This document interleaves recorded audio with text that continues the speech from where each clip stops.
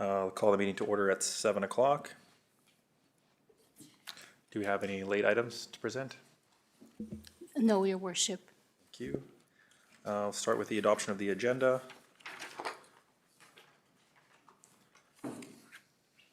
Deputy Mayor? All in favor? Carried. All right, so I believe first item of business will be to recess into a public hearing. So I'll have someone make that motion, please. Okay, Councillor Scott. All in favor? Carried. All right. So we'll call the public hearing for bylaw 1058-25 to order. The bylaw proposes amendments to the land use bylaw to enable small-scale solar collectors in the residential, commercial, and industrial districts. I'll begin with administration's presentation. Through Your Worship, I will turn this over to the Acting Director of Planning and Development. Thank you. Good evening. So the public hearing is for bylaw 1058-25.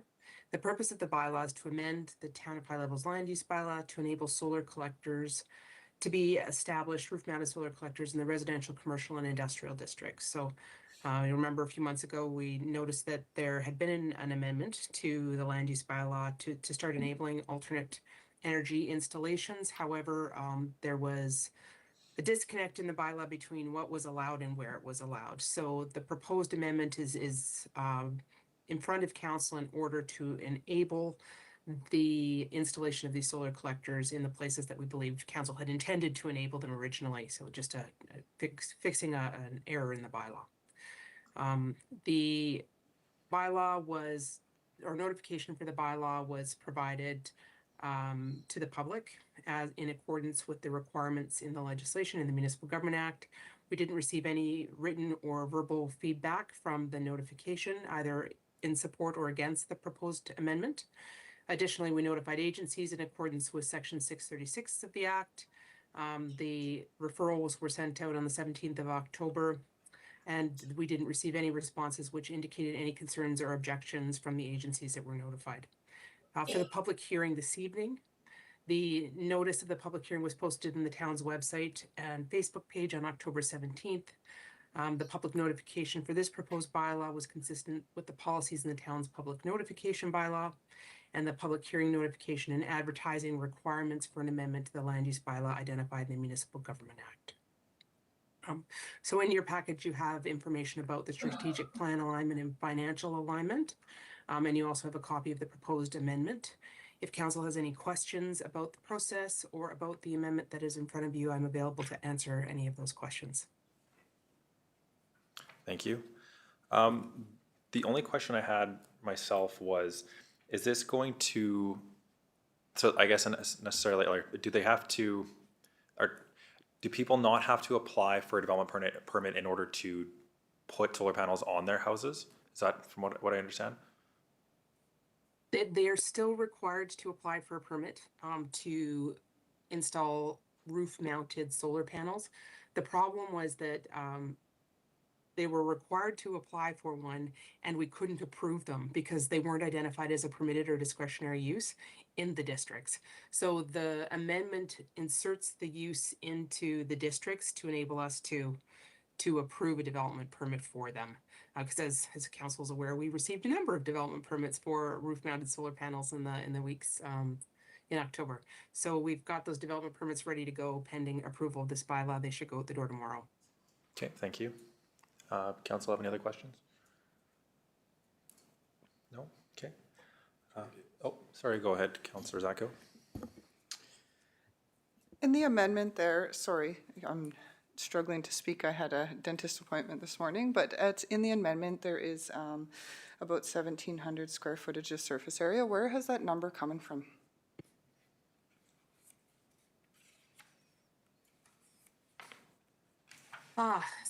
We did a comparison of similar definitions from land use bylaws. So one of the things we were worried about is that the existing definitions in the land use bylaw didn't distinguish between solar collectors or solar arrays that you would see installed on a house or on a building that were intended to provide power to that building, and then if they had a little bit of excess to be reconnected to the grid. It didn't distinguish between that scale or size and a solar farm, essentially. So we did some research and looking into the size or capability that you would expect to see on a regular scaled for site solar installation versus a solar farm, where the purpose of it is intended to collect power to sell back to the grid for other uses. And that's the number that is most regularly used. Answers question, thank you. All right. Seeing no more questions from council, I will now turn it over to the public if they have any questions. All right, calling for a second time if the public has any questions or concerns in regards to the bylaw. Seeing none, I'll call for a third time. Seeing none. CAO, is there any other process besides moving it to the second reading? Missing? No? No, through your worship, no. Now, Okay, any final questions from council before closing? No? All right, I will now ask that council give second reading to bylaw 1058-25. I think that's later. through your worship, that will happen during the open council meeting, so now we have to Oh, okay, reconvene sorry, into the. reconvene. Yes, it's recess, yeah. Sorry, was there not supposed to be a second public hearing tonight on the manufacturer home land use bylaw amendment? It was set at the same date as the one we just spoke to. Through your worship, I will turn it over to the acting director of planning and development to speak to this. Yes, if it's possible, if we could speak to that when we're back in regular council too, I think that I'm happy to answer that question. I just want to keep the public hearing discussion relevant to the bylaw that the public hearing is for.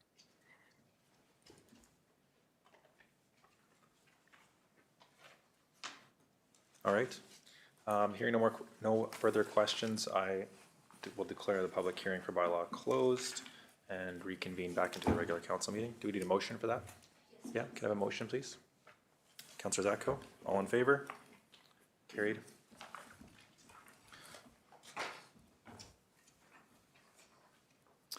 All right.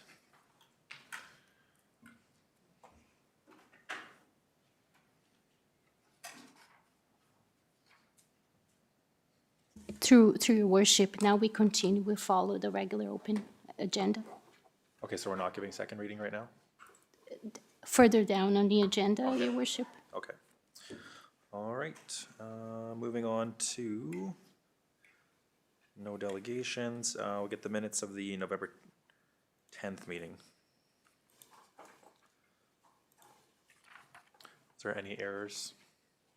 Councillor Langford?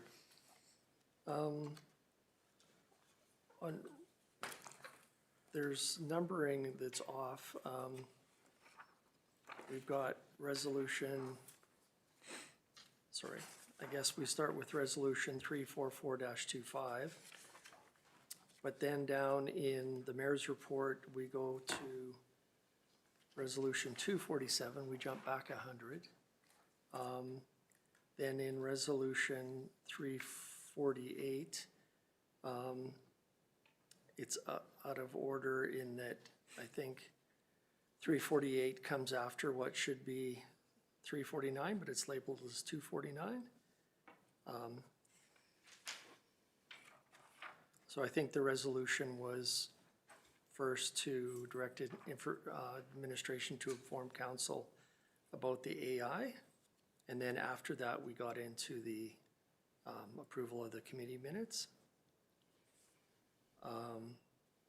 And so then the numbering jumps back into the 200s. Then under resolution 252-25, it doesn't indicate that it's carried. In resolution that's labeled 257-25, the second part should be and further that council, so there's a missing further. Resolution 258-25 doesn't show that it's carried. And after Resolution 259, was there not a motion to provide a letter of support for Fairview campus? So there's a missing resolution there. And that's all I have. Yes, Councillor Scott? So I had some issues getting onto the Teams link on the 10th. I was in attendance on YouTube, but we were trying to, I didn't have my devices at the time. So I see that here I marked, I guess, absent or regrets. Yeah. But I was present on YouTube. I was just not able to join due to me not having my devices just yet. Well, I'm not necessarily sure if it would say that you were in attendance, because then that would make, essentially state that we have to say everyone that's attending through YouTube is in attendance.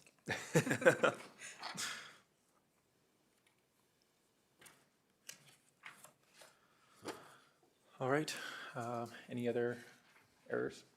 Yes, on the council meetings, for me specifically, it is October 25th. The date was actually October 27th that I attended Munis 101 online.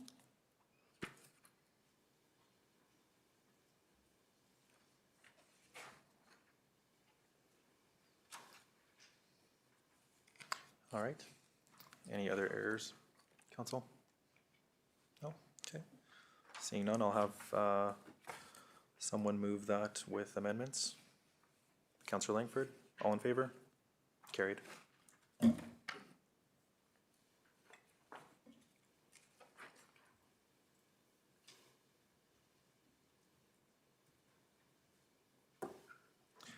All right, so I was away last week and did not attach my report to the council meetings. We'll move on to mayor and council reports. November 11th, I attended the Remembrance Day ceremony. Very well organized event. I was extremely impressed with the staff and the volunteers for their efforts, especially our community peace officer Tyrell, who organized the event. Also want to say thank you to all the other organizations that contributed to making it such a meaningful and well-attended ceremony. November 12th, attended a Air Access Task Force meeting. We had met with 3 representatives from Central Mountain Air.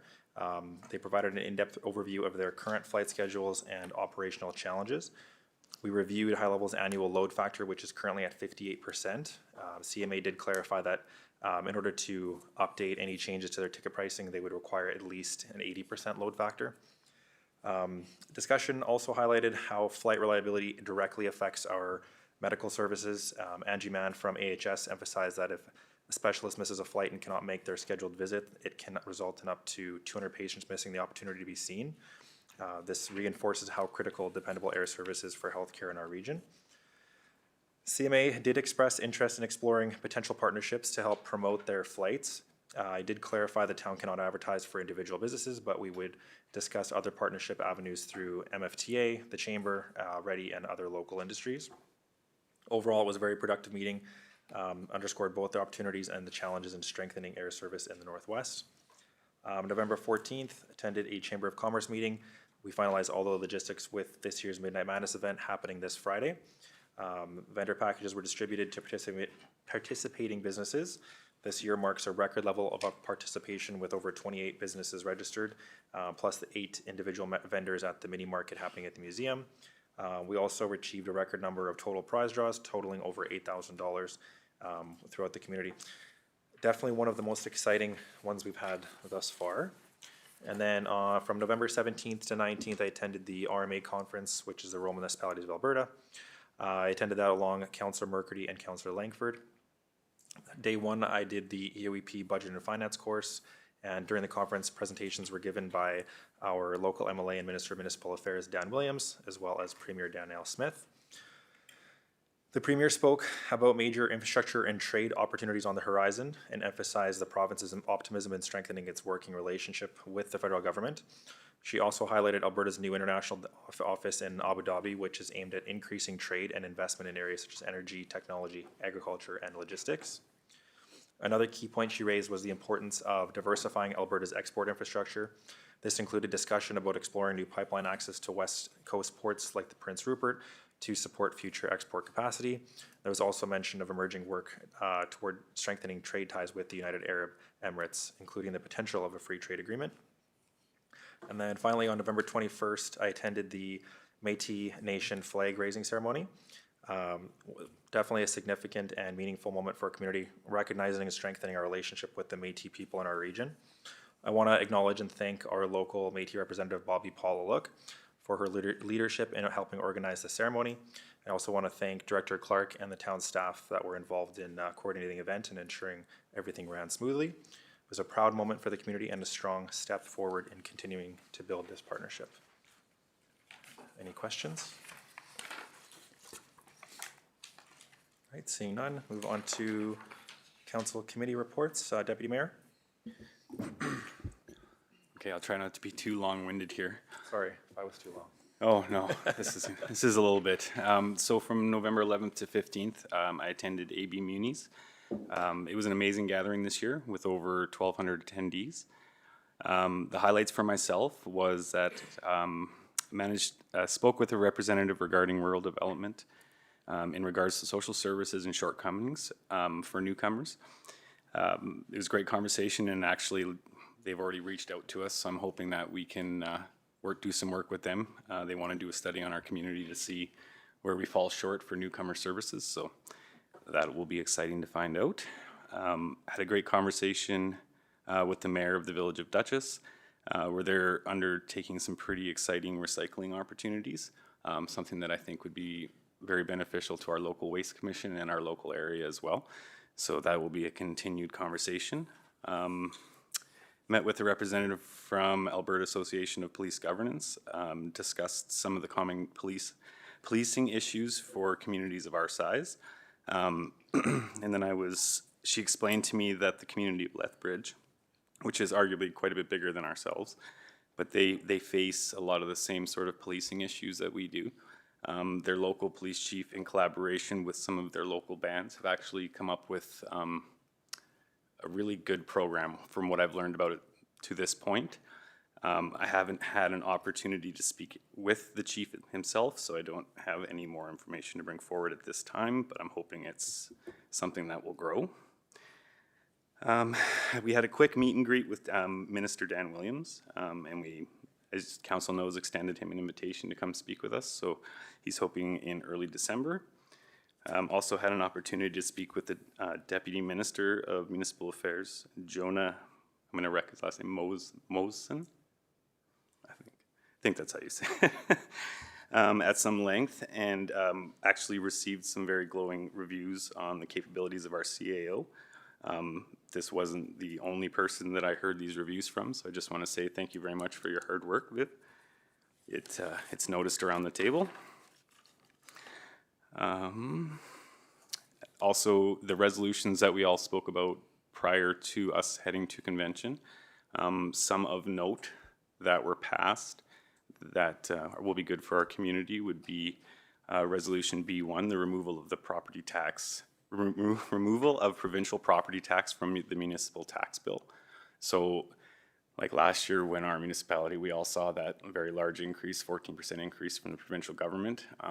That quite often gets mixed in with our municipality and we bear the brunt of it. So hopefully they can make some movement on that. Number B3, extended lifespan for fire apparatus. So that's more so they want the government to recognize that our pieces of fire equipment may be 20 years old, but they still in really great condition. So rather than just going with a lifespan blanket policy, that they will move forward with actually testing and inspecting these units to determine lifespan. Sorry, I'll try to speed up here. B4, funding for sport and recreation facilities. C1, electricity distribution costs to equalize it throughout the province. So that one passed. Increasing funding for Alberta libraries and Canadian consumer carbon tax. Also attended the EOEP training on council's role in employment of the CAO. And then on November 21st, I attended the Peace Library System in GP. It was our organizational meeting.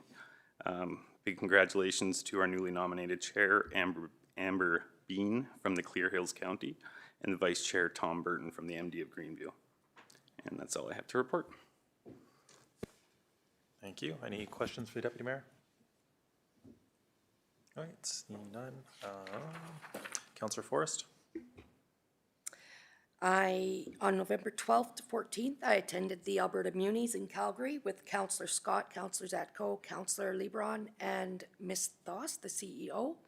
We all attended the different conference breakout rooms, and we spoke to Dan Williams, like Councillor Lebron had mentioned. He's looking forward to working with us. I also did the EOEP Budget and Finance course with Councillor Zatko and Councillor Scott. So much more information I know now that municipal budgets and finance are so different than the average business. On November 19th, I attended the FASD Mackenzie meeting at the FASD building, along with Councillor Scott. I am the alternate to the board, but I also wanted to get familiar with the board and understand the work that they do to build relationships so that either of us can confidently step into each other when we are required. During the meeting, I had an opportunity to meet all the board members, both people in the boardroom as well as Skype. They're very welcoming and very collaborative. One interesting piece of information they shared is Canada is currently the only country that uses FASD designation to include both fetal alcohol and drug exposure in children. Other countries are actually looking at Canada's approach, and they have countries like Australia that are actually using the model to do research, and it's a learning tool for their own programs. And it's just a great board to be on, and that's all I have. Thank you. Any questions? All right, Councillor Langford. On November 17th, as part of the RMA convention, I attended the EOEP course on council and CEO relationship. And then on the 18th, 19th, and 20th, attended the RMA conference. Thank you. Any questions? All right, Councillor Murphy. November 17th to 19th, I was at the RMA convention in Edmonton. While attending, I completed the CAO employment course, and it was really informative and really wonderful. Thank you. Any questions? No. Councillor Scott. On November 11th to 15th, I also attended the AB Munis convention. And one thing that stood out to me was one of the breakout rooms that I went to regarding basically collaboration between municipalities.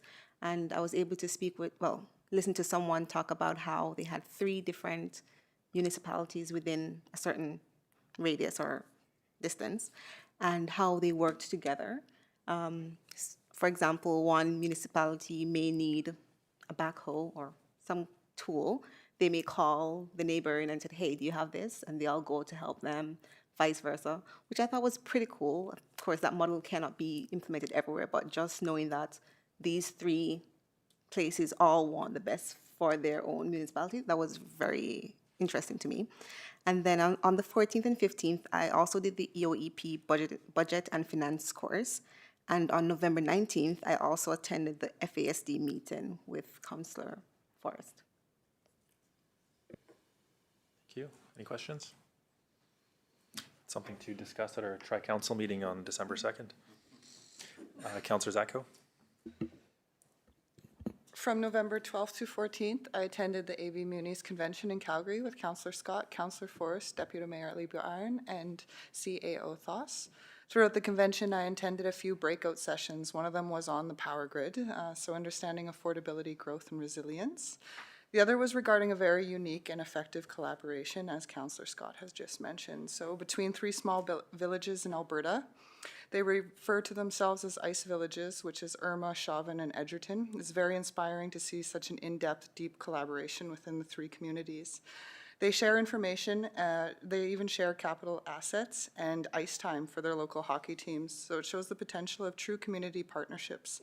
There was a lot of great information and lessons and great takeaway for us here in High Level. At the tail end of the convention, November 14th and 15th, I attended an EOEP course on budget and finance, and November 17th was Committee of the Whole. That's all I have to report. Thank you. Any questions? No. All right, I just realized I forgot to have someone move my report. Can I have someone move my report, please? Deputy Mayor, all in favor? Carried. And I will have someone move committee reports as well.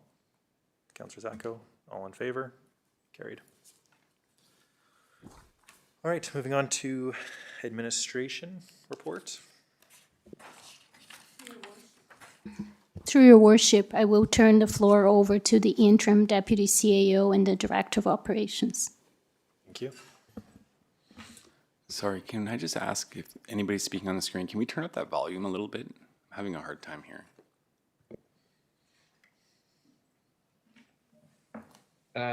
Thank you, CEO Foss, and good evening, Mayor and Council. Director Straub and I have drafted this RFD document to provide some insight into the 100th Avenue Road Rehabilitation Project. In the document, it has the order of activities to date. The project was initiated in 2022.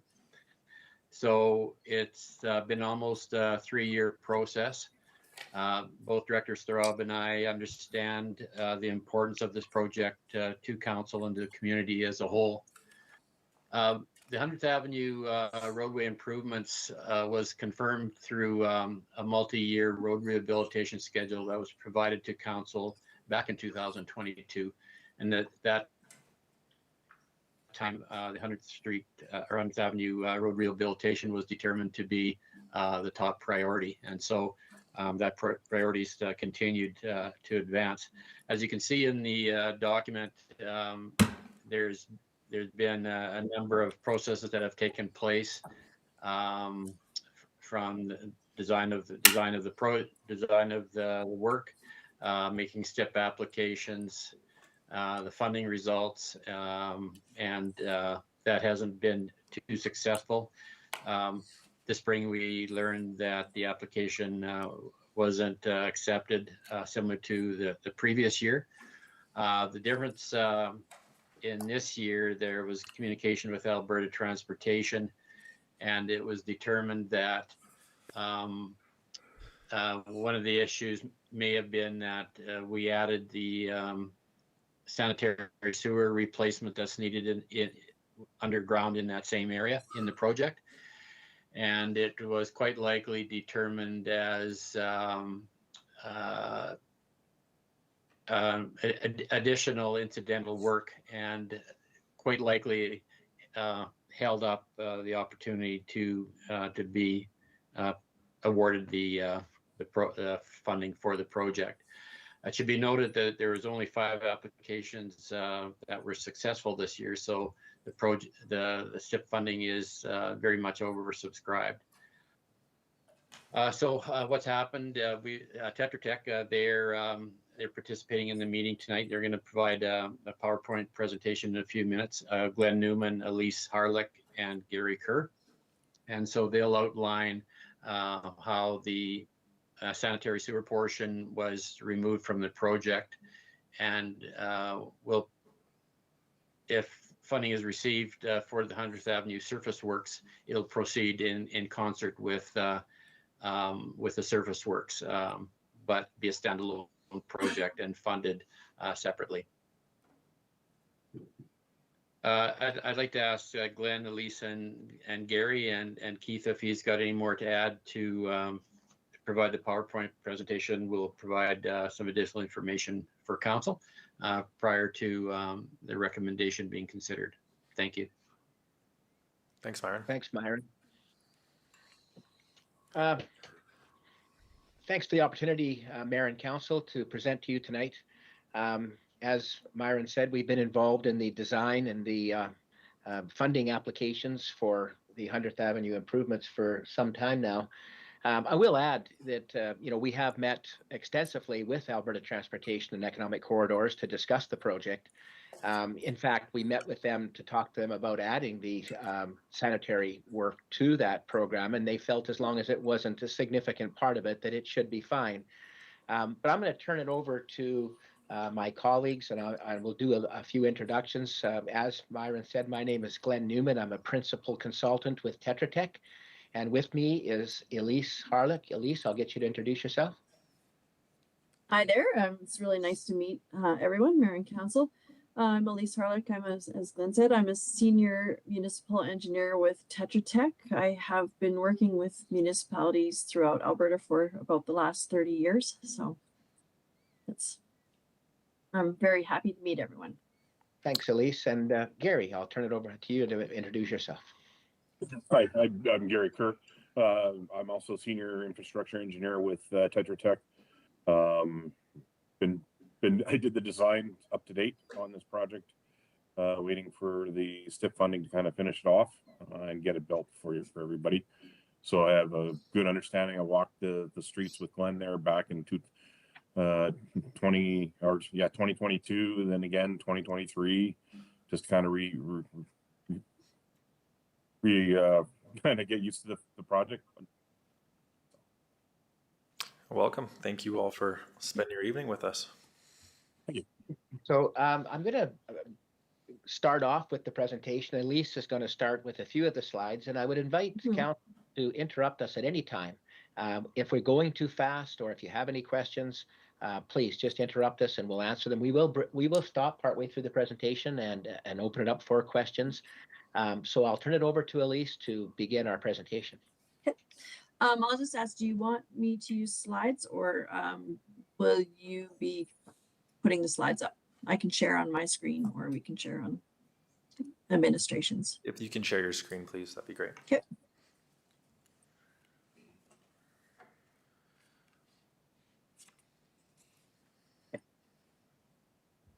Can everybody see that? Yep. Okay.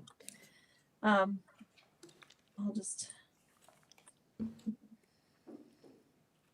there we go. I'm just going to give a brief introduction. I won't take too long, and then Gary will jump into some of the details of this project and why it's an important project and the purpose behind us choosing this project for the STIP funding. I think I'll start with a little description of STIP. I think some of you may be very familiar with it, and it might be completely new to everyone else. As Mr. Thompson explained, this project has been in the books for quite a while. So the STIP funding is, STIP stands for Strategic Transportation Infrastructure Program. And it is a provincial funded program. This project falls under the LMI, or the Local Municipalities Initiative portion of the grant fund. And really the purpose of this fund is to help municipalities develop and maintain local transportation and infrastructure and improve safety, accessibility, mobility, and economic development. I will note that applications must be submitted by November 30th of each year. So we would need to submit very shortly to get into the following 2026 grant fund year.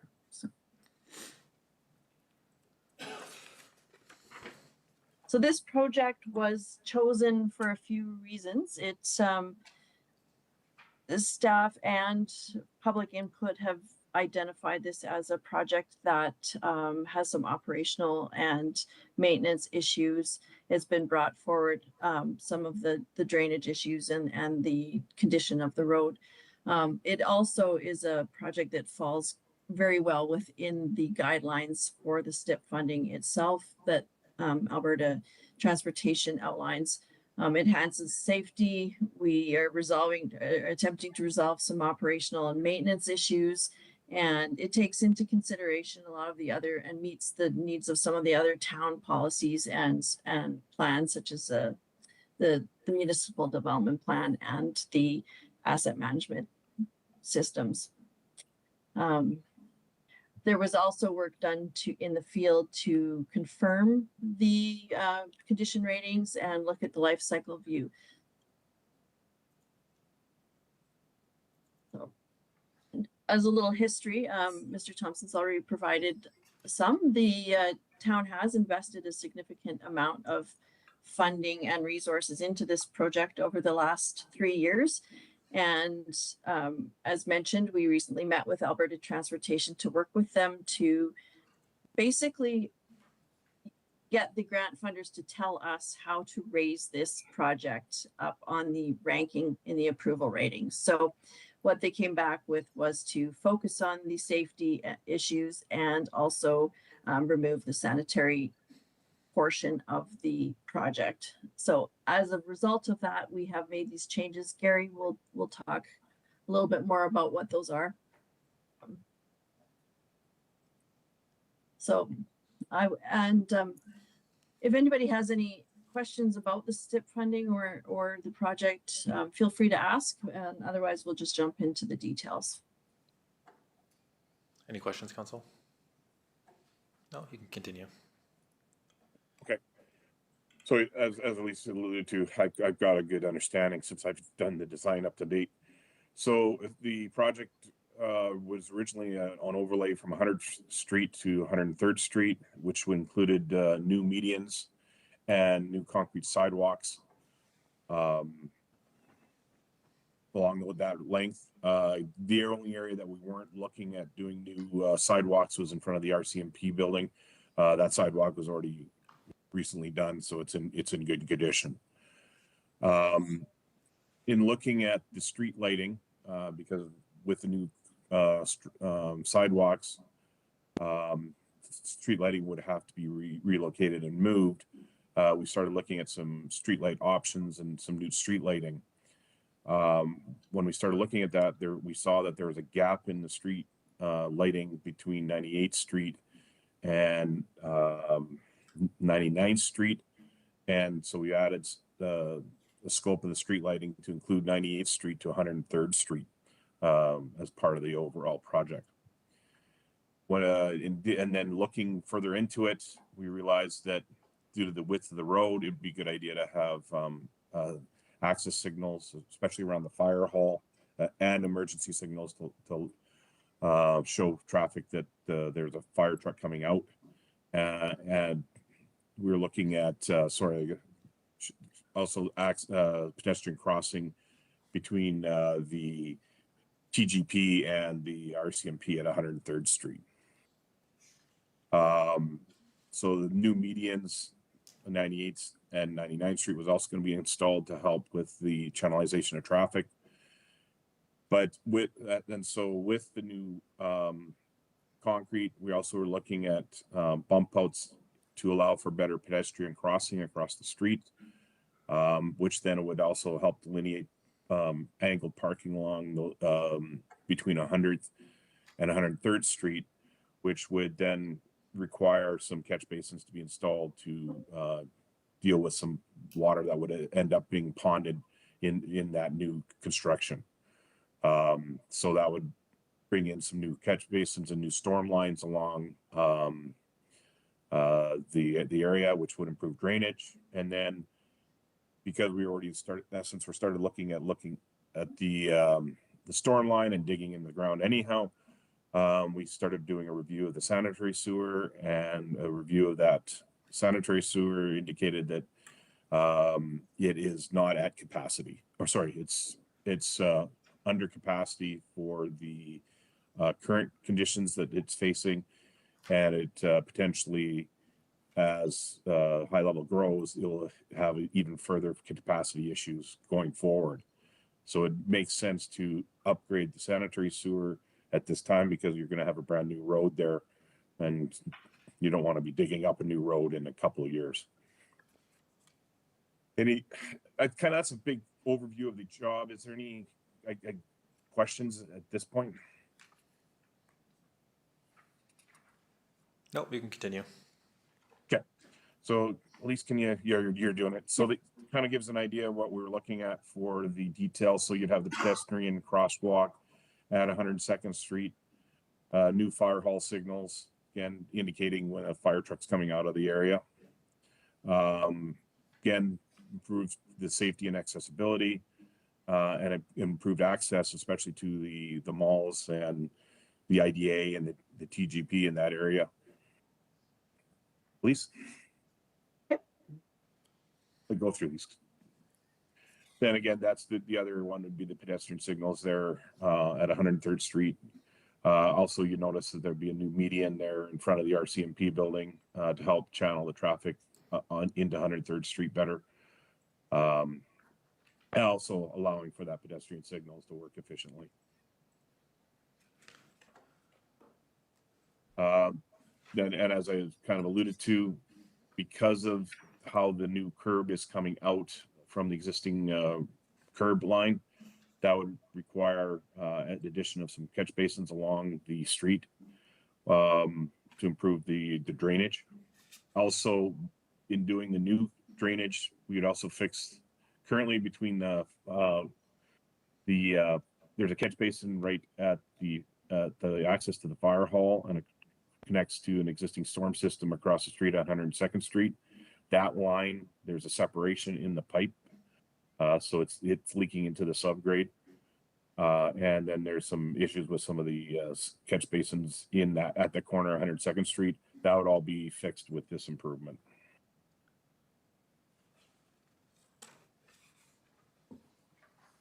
So as I mentioned, the existing sanitary system kind of shown in the red here.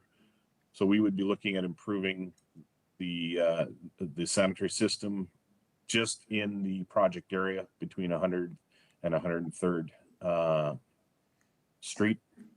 This current one is asbestos concrete pipe. It's pretty much at its lifespan, although it's in fair condition.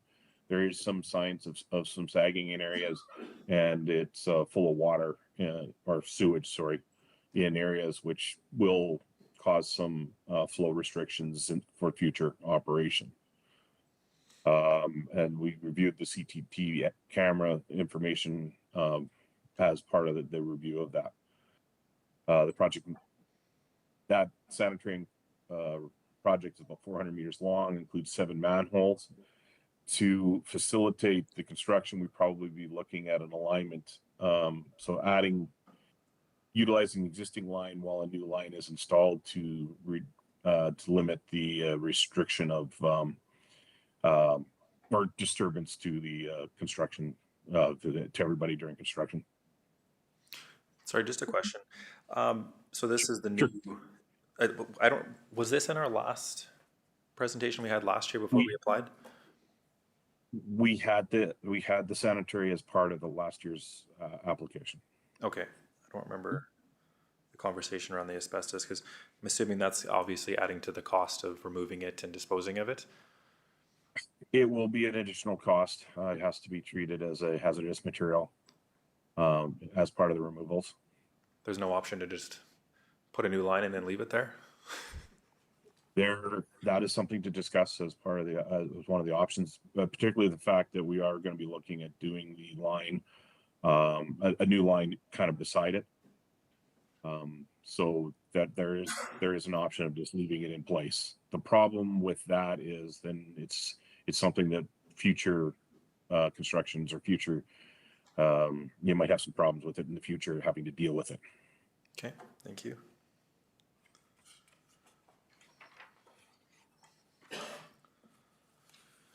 So costing, so break down the costing. So for the concrete, the asphalt, the shallow utilities, the street lighting, and the storm,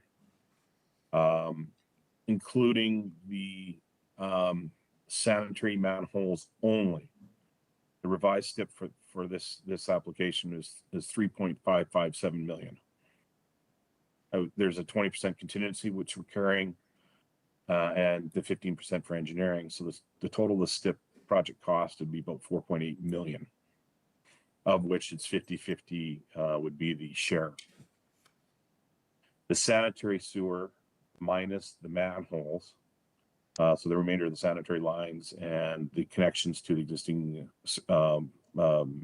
services and whatnot, would be about $1,091,000, with the engineering 136. That total of 1.227 million, that would have to be funded outside of the STIP or by the town itself. Is that including the removal and disposal costs of the asbestos? That includes removal and disposal.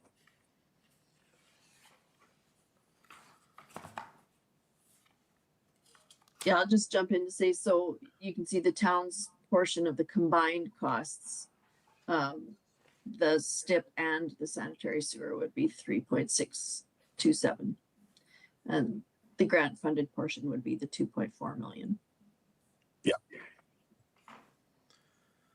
So I noticed on the next page the next page, it says that the prices of lighting has increased 80%. I know that the lights we had chosen last time we were looking at this, I believe it was last year, they were already quite expensive, so I'm a little scared to see what that actual number is specifically just for lighting. I'm not sure how the rest of council feels, but I think it would be important maybe to look at some more cost-efficient options. And I know it was a concern I had the last time we had this discussion with the crossing lights and the fire department lights. And I know we are looking at this as a safety standpoint when we're trying to get an approval here from the STIP funding. But I'm just wondering how much of those actually make a difference when it comes to their consideration for the STIP funding, or how much of it, the breakdown of it individually will save us. Because I mean, at the end of the day, we still have to pay for at least, if not more than half of this project. And if we can find some efficiencies there, I think that would make everybody happy.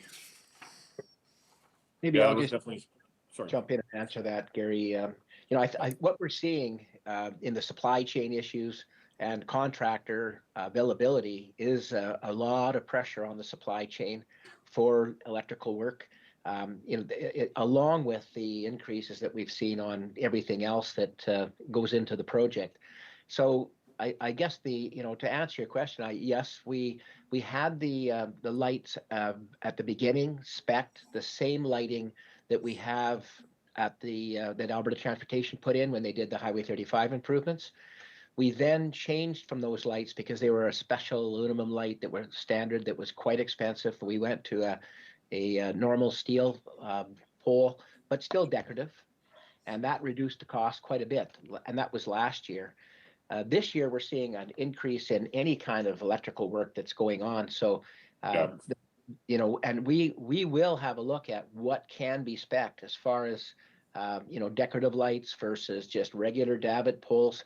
The point though is even just getting contractors that are available to do this work nowadays is quite difficult because there's specific crews that need to come into the community to do it. So I although we will look at the product that's being spec'd, like I say, last year we did downgrade them to a very similar decorative light, but not the higher cost aluminum lights that Alberta Transportation put in back when they did the Highway 35 improvements. So hopefully that helps a little bit, Gary. I'll turn it back over to you.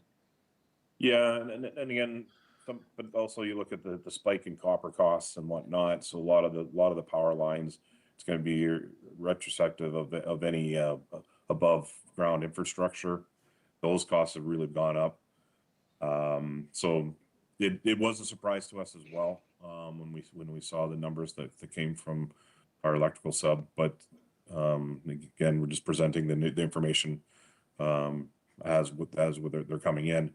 And as Glenn has kind of hit on, it's this huge AI demand is what I'm hearing from the electrical side of the world that's really pulling on the power related infrastructure. So that, and then we're seeing some increased costs in the gravel materials, not big. But yeah, so that's kind of where we're at right now.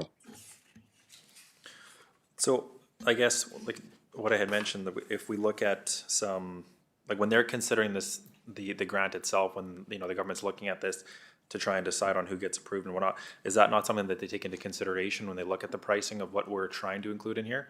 So, for example, we're looking at the, nicer lights versus your standard one. Are they going to say, well, there's not really a necessity for lights this style? And when, we could, obviously they're looking at the dollar amount they're giving out at the end of the day as well, right? That could, it's tough to tell whether or not the type of light would, when they're looking at funding, they're looking at funding the total project.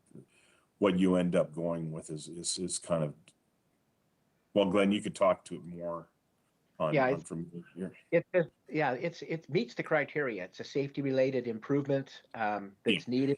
to improve the roadways functionality. So no, I don't think that putting the lights in would decrease the chance of being approved for funding. More likely, the extra cost, the fact that the price of the project's gone up would have more impact on its availability. Plus that the province just isn't funding the LMI program. They haven't for the last few years. Perhaps this year they will. But you can see with the table that Elise brought up, only a few projects were approved across the entire province of Alberta last year. So, I think that it's up to the department, to Alberta Transportation and the provincial government to increase funding to these projects so that more get approved. Because 4 or 5 across the whole province certainly isn't an awful lot. Yeah. Do you have a breakdown of the costs individually? I know in our last report, when you guys presented, I believe it was last year, it showed what each one of those improvements had cost. Do we know offhand what the breakdown is of street lighting and the concrete and the asphalt? Yes, I have that. That I don't have that document to open. I can open it here quickly. Just give me a second here. But yeah, those are just the rolled up costs. The actual breakdown has been done in a detailed cost estimate to account for all the items, so we're not missing anything. Again, these are high. They're still kind of the high level. They're the type C cost estimate. We're not quite at the tender cost estimate level. Okay. I know you did mention as well about how it requires specific contractors or people to come up here to install these things, but is there not, I know that our local contractors in town have installed many of our lights through in our parks and at the airport as well, so is there not something that can be worked out with them to hopefully bring the cost down a little bit? That would be great. Yes, absolutely. Yeah, and again, depending on their availability at the end of the day, right? And I think that, as Gary had mentioned, we've got the design finished on the project, and the pricing is based on what we're seeing for similar type installations around the province, and that's what we've used to populate the prices in the cost estimate that Gary's going to bring up. In addition, we have talked to our local contractors. We are always in contact with Knelson's and talking to them about prices that they're seeing. And we did talk to them about this project and what kind of costs that we should have. So we have kind of checked the pricing. But when it comes to the electrical, we're looking at other projects that have been done around the province for this type of electrical lighting, and that's where the increase is coming from. It may well be that when we actually go to tender, we do see the cost savings that you're talking about, where a local contractor can do it. We certainly have spec'd not a really high-end davit or lighting pole. They look similar to the ones along Highway 35, but they're not the higher-end cost units like we decided last year. So it may well be that these prices come down because they are based on projects that have happened recently around the province, but not necessarily in our area. So I guess with the little amount of time that we have from now till this has to be submitted in a week, there's not really much room to look around for these better prices and try and get it down. 'Cause, I mean, my concern here is, I guess, when the province looks at this looks at the application, is the total cost of it. And I mean, if they have a specific amount allocated for STIP funding and they're splitting it up between very few municipalities, then, if they look at this one that's quite large, but, $5 million or 4.8 million, they might say no and then go with the smaller projects that are out there. Yeah. Okay, well, I think that we've still got time to have another peek at the lighting just to see if we can get a little more information on it and polish that up just a little bit more. We could take that on and maybe have a look at it tomorrow so that we can make a change to this if we have to. But we are down to the wire. But I think we could have another look at the lighting for you. Okay, thank you. Who had their hand up first? Did you want to see I could share my screen and show you the detail of the costing? Sure. And then I have a question from council here. Okay, that I can answer them all. So, can you see my screen? Kind of the detailed cost sheet. I might have to grab my magnifying glass, but I can make it larger. Kind of are you able overall, to send that to administration so they could be shared with council? then, and this detail, these costs are part of the STIP application that is ready to be submitted. The province does require the detail of the costing, so that is available. So again, there's some just kind of just rough items that we put in there to traffic accommodation and that sort of thing, just to make sure there's some cost covering there, the grading costs, the materials and the fills. So that isn't the bigger items. The big item comes down to, again, when you look at the underground, adjustment of utilities and whatnot, but it's the power that really have gone up. So I got to get the grade scale. The power's gone up to about $1.1 million raw costs. And that includes all the street lighting, but also the pedestrian crossways and the emergency lighting for the fire hall, right, Gary? Correct. So the pedestrian side signals are about $43,000 each. Actually, if anything, they came down. They were $50,000 before. The fire hall signals were $80,000. That was the same as prices. So those prices have kind of stayed the same. What has really gone up is the directional drilling, the conduit costs, the secondary cable costing, the street light bases. They're not that much more. Here, but it's really the cost when it comes to the directional drilling and all the cabling has really gone up significantly. The luminaires, as you can see, $220,000 for the luminaires. And that's a lot different from last year, right, Gary? The luminaires themselves. Yeah, yes, that was. And I think that the other thing council needs to understand is the addition of the lighting. There is one section there that, as Gary mentioned, that hasn't got a lot of light on it. It's quite dark. In addition, the inclusion of the pedestrian crossings, those are the things that help it to be qualified under the LMI program, and that it's an improvement to safety. Without that improvement to safety, if we were just doing an overlay, the project may not qualify. Yeah. Thank you for that. Councillor Langford has a question. Thank you. I'm not so concerned about the lighting costs and the overall scope. I hope that the province ranks these on, safety and all of those other things. So that's all part of the process. But my question's on page 10 of your presentation, which is page 26 of our council package.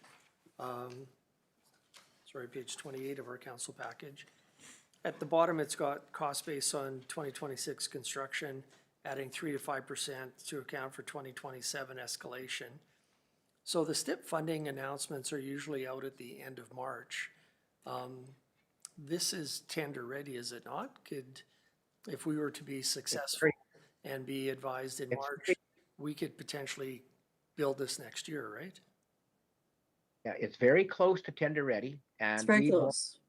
We would want to be ready to go to tender, but I think most of the time we're hearing about these projects in June, July. Maybe we'll hear in March, but absolutely, we would love to get this thing to tender and constructed in 2026. But a lot of that depends on when the approval comes through for the funding. But we would be spade ready, tender ready when that funding comes out. Yeah, the next steps, if this goes. The next step, if this goes forward, would be to finalize the engineering drawings and then prepare the issue for tender construction drawings, and then tender and bidding, and then construction. So there is that step that we need to finalize the engineering design and the final cost estimates to the tender point before we go to that step. Right, and the sanitary design, we had submitted a change order to cover the cost of the sanitary design, and so far that has not been approved. So that part of the design is incomplete. I think that's what you're referring to, is that we're not quite fully designed. The roadway, concrete work, the lighting, all that's designed, but what's not been designed is the connections and the addition, the sanitary underground work that is still needing to be done. Thank you. Deputy Mayor? Okay, much like Councillor Langford said, I'm not so much worried about the nitty gritty of it. I'm more so interested to see how we're gonna go about funding this rather large portion.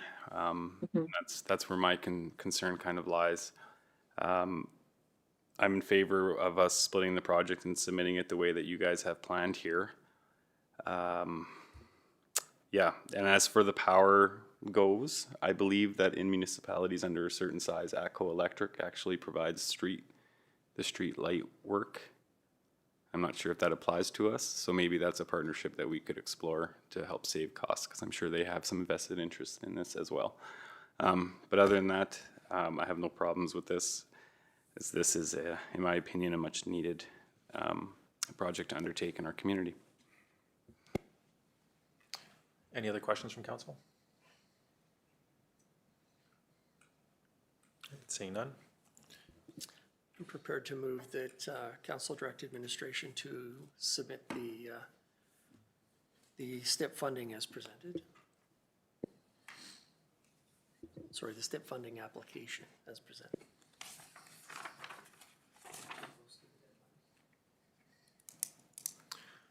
All right. All in favor, council? Carried. Thank you for the presentation. Look forward to hearing about an approval. Thank you very much for your time today. Thank you. Have a good night. Thank you. Thank you very much.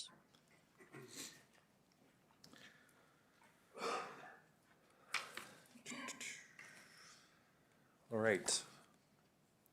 Moving on to 12.2 alcohol and cannabis regulation bylaw for first reading. Through your worship, I will turn this over to the Acting Director of Corporate Services. Go ahead.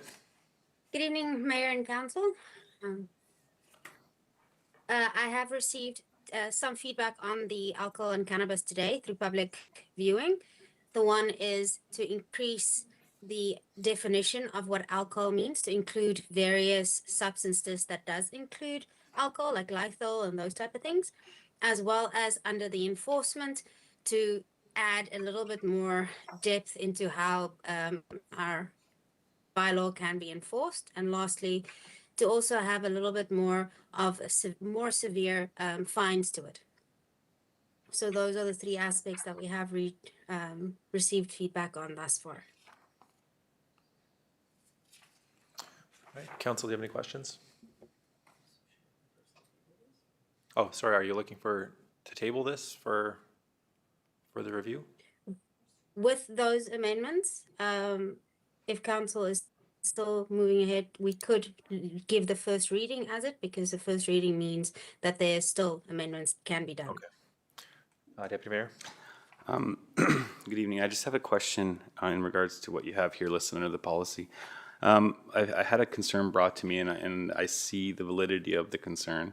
Under 3.1, under the general prohibitions in 3, so 3.1, where it says consume or possess open alcohol in any public place or town-owned facility.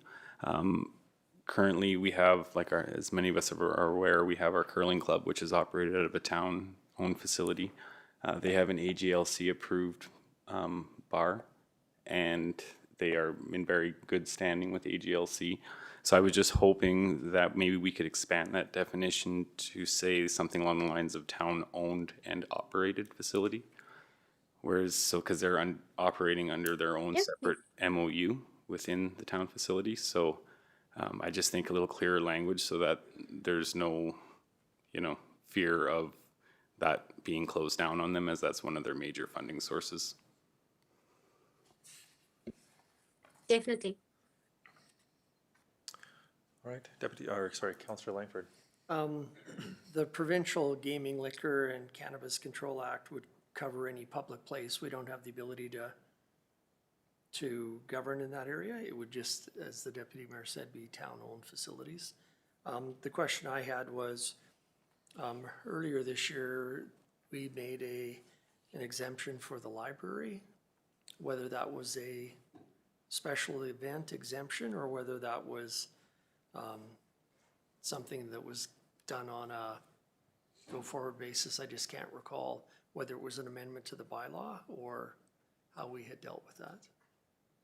I don't remember us approving that, did we?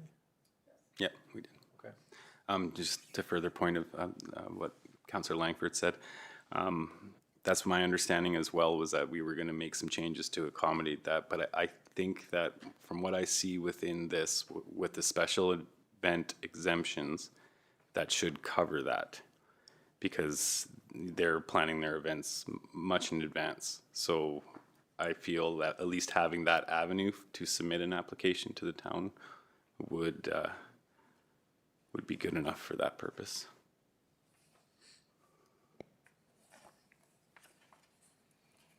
As long as I'm understanding it correct, CAO thoughts.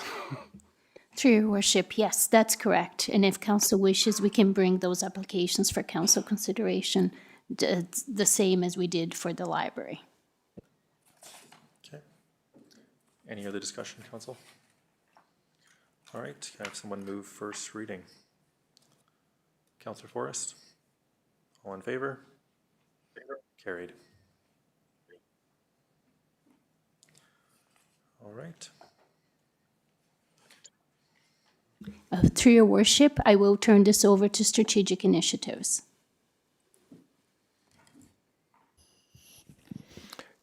Good evening, your worship and council. I'm here today with a request for decision, and I'm going to start with background on this. And during the council meeting of September 8th, 2025, council made motion number 263-25, directing administration to engage Aquaterra Utilities to conduct an operational review of the town of High Levels water treatment plant. We have Aquaterra representatives here today. They have completed their inspection, and they have delivered their report. So I would like to turn over for a brief presentation to the staff from Aquaterra. If I can introduce from your left to right, Tamara Watini-Campbell, Wayne Drysdale, and Shane Cuton. Shane is the engineer with Aquaterra, and he was leading the team that was actually doing the field inspection, and they were here for 3 days. Had gone through, met with the operators, checked various sites, and did a pretty in-depth dive. And then on the line we have Ashley Rowney with Aquaterra, and she's a compliance and regulatory specialist as well with Aquaterra. So we've taken a complete look at their operation, our utility system, and I'd invite Tamara to come to present your findings. Might have to bring a couple chairs.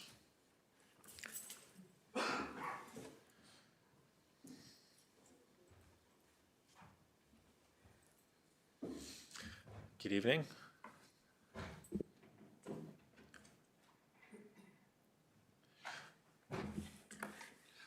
Thank you very much for your time tonight. We're pleased to present to your council here from Aquaterra. I know you guys are busy, and we'll try and get through this, and really appreciate your time. John did a good job of introducing us, but I'm Wayne Drysdale, just a retired politician, so I know a little bit about everything and not much about anything. So I brought two experts here. Tamara was our plant manager, and now she's manager of business development, and Shane Cuton, our head engineer. So I'll let Tamara lead the presentation. Thank you for your time.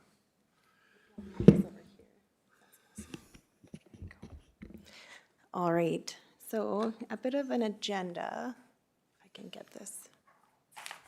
Which one am I pointing in? Am I pushing the wrong button?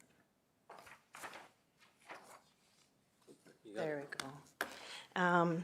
Just to guide our discussion this evening, so we'll give you a little bit of a background about Aquaterra, who we are, where we operate, what our qualifications are, and we'll discuss some of the challenges that are currently occurring in the water and wastewater industry. We'll also talk about the scope of this assessment that Aquaterra completed for High Level, and that will include a summary of key findings and some risks that have been identified by our team, as well as recommendations for a path forward. I apologize, I'm not sure if I'm pressing the right button. There we go. So, for those that may not be aware, Aquaterra is a municipally owned company. We were formed in 2003 in the Grand Prairie region and are owned by the City of Grand Prairie, the County of Grand Prairie, the Town of Sexsmith, and the Town of Wembley. So we do have an independent board of directors that guide our organization. So at Aquaterra, we have become known for our expertise in the water and wastewater and solid waste services industry. We support public and industrial services, and we serve over 100,000 customers in various communities across Alberta. And so where did we develop our expertise? Within our regional system in the Grand Prairie area, we actually operate a Class 3 water treatment facility, a Class 4 wastewater treatment facility, and Class 4 distribution and collection systems. And so if you're not familiar, within our industry, a Class 4 is the highest certification you can get as an operator, and so as well as classification for your facilities. So the higher the number, the more complex it is, the lower, the more simplified it is, which is opposite of the power engineering world. So it takes a minimum of 6 years to become a level 4 operator, and often quite a bit longer. So a lot of experience and training is required. So for our operators, they're able to get dual certification within our regional system, which is quite unique for our facilities across Alberta. So with that, this means that our operators in both water and wastewater get dual certified. And then because our landfill is adjacent, we've been able to install a landfill bioreactor, which captures the methane off the landfill, and we send this to generation, which generates power to heat and power our adjacent water and wastewater treatment facilities. So this is quite innovative, and only 1 or 2 of these exist in North America. I think we're one of 2 actually in North America. So because of our unique situation, our operators gain experience in dual certification in complex systems and facilities. And so with this, we've been able to develop a pool of strong operators, which is how we've been able to offer support to communities across Alberta. So we initially received calls from neighboring communities, and with that, over time, we've expanded across Alberta. So something we are very honored to provide is support to our communities. Thank you. When they need it and for what they need it for. So these are the current locations that we're supporting currently this year. On the left-hand side is communities we support in the capacity of overseeing their utilities on their behalf, each operation differing. So for example, in Hinton, we operate their Class 3 water treatment plant located within a pulp mill owned by the municipality. In Jasper, we operate their Class 4 wastewater treatment plant located within a national park. So every operation is very different. And then on the right-hand side is some of the support that we've provided to other municipalities this year. Again, these differ from oversight to operating for them, providing commissioning or maintenance services. So we really do tailor our solutions to the individual communities we serve. So each operation is very different and each support is very different. So some of the industry challenges that we see and communities are seeing across Alberta, there we go, is it is increasingly more difficult to operate utilities. So we're seeing challenges across the board and complexities increasing. Aging infrastructure is a big one. There's less available funding that's available, and that's challenging. There's changes to climate, so we're seeing drought, fires, and it's changing how we have to operate and what is needed for infrastructure. From a workforce, operators are retiring faster than we can train and replace across the board, and this has resulted in workforce shortages and less experienced operators. We're also competing with oil and gas and other trades, so the regulatory and compliance landscape is becoming more stringent, which is leading to some of these infrastructure upgrades required. Growth and regional disparities is influencing utility challenges, public trust and awareness, especially with social media and easy access to information and often misinformation. And then cybersecurity is also a big one that we're seeing with municipalities we've seen a couple in Alberta that have had some cybersecurity breaches. So it's quite challenging in the industry. Sorry. So the purpose of the operational assessment was to evaluate the performance, compliance risks, and opportunities within the water and wastewater operations. So as John had mentioned, we developed a team to come to high level. So Shane Cooten is our lead engineer.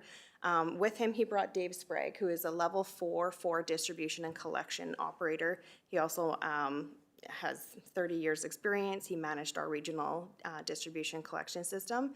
You also brought a level 4 for water and wastewater treatment operator who's been in the with Aquaterra for about 15 years. He's operated multiple various operations across Alberta. And then we also had Ashley Rowney, a regulatory compliance specialist with Aquaterra, and she did a thorough review of the regulatory compliance aspect of the operation. So we had our team of 3, our operators, and Shane come to site, and then Ashley stayed in Grand Prairie, but she was able to get documentation she requested, and so they did their review separately, but interestingly, a lot of their findings were aligned. So we'll go into the findings, and I can click for you, of what was found. There we go. Thank you, Mayor and Council. So I wanted to bring up a few of our key findings. The report does outline more than this. There, probably it will be a staged. You'll have to stage the work because there were quite a few things that we noticed. So starting with the key findings, the operational risk or health and wellness risks, we saw low chlorine in the distribution system and actually failed back T-tests, which I'll talk about, I believe, in the next slide. That happened in 2024. There are some few infrastructure challenges. So your source water is not ideal. So your water plant and distribution system is making high THMs. I'll go through that as well. Might need an upgrade there. Some organizational issues, failed projects, insufficient oversight on some of the projects, regulatory reporting, compliance reporting, and then regulatory and compliance issues. So we've been exceeding regulatory limits here for THMs on and off for the past, well, since our records had it. The bacteria failed test in 2024, and the wastewater effluent discharge doesn't meet federal limits as well. So infrastructure risk. So generally speaking, your infrastructure is in good condition. What we saw was a normal amount of maintenance and failures. Some single point of failures identified, your high risk areas. I mentioned THMs. They've been elevated according to the records that we had. THMs, what they are is a byproduct of the chlorine disinfection in your system, typically with organics. They are considered to be a potentially carcinogenic compound in humans, and it's also linked to other health effects. So I did link a Health Canada little write-up there as well. So there have been continuous exceedances, typically at the extreme end of the system, and part of one of our recommendations there would be, having a more frequent dedicated flushing program, potentially some water plant upgrades, and potentially changing your chlorine dosing amounts too. That'll be actually next slide. Yep, so the operation risk, so chlorine. Free chlorine in your system does aid in the prevention and elimination of bacteria regrowth, other pathogens in your system. So the water quality of the plant is leaving compliant as per your approval. Within the distribution system, we have seen readings of less than 0.1 milligrams a liter. For reference, we like to keep ours above 0.2, whether it's part of the regulatory environment or not. Regulatory is, your minimum that you need to meet it. You still have the responsibility for a safe and healthy drinking system. Low chlorine levels do risk public health issues. So, for example, there was the Walkerton water crisis recently. Then pathogens did get into the system, and they didn't have enough chlorine to neutralize it or disinfect it. So it can become an issue. And we saw several failed back T tests from about September 10th to 24th of 2024. So both the initial and the follow-ups. And you can kind of see that if it starts, sometimes it's a little harder to get it under control. So. Yeah, so, and it should be noted that, yes, the approval states what the free chlorine or chlorine needs to be leaving the plant. Now, that is a minimum guideline for regulatory compliance. But the concern, or with the failed back teas, it's an indicator that that may not be enough, and that is a risk for the system, especially an event that long. And when we reviewed all of the failed back teas, it wasn't one location, it's multiple locations. So typically, if you have a failed back tea, you report that, and then you do a resample up and downstream of that failed back tea. Those also failed.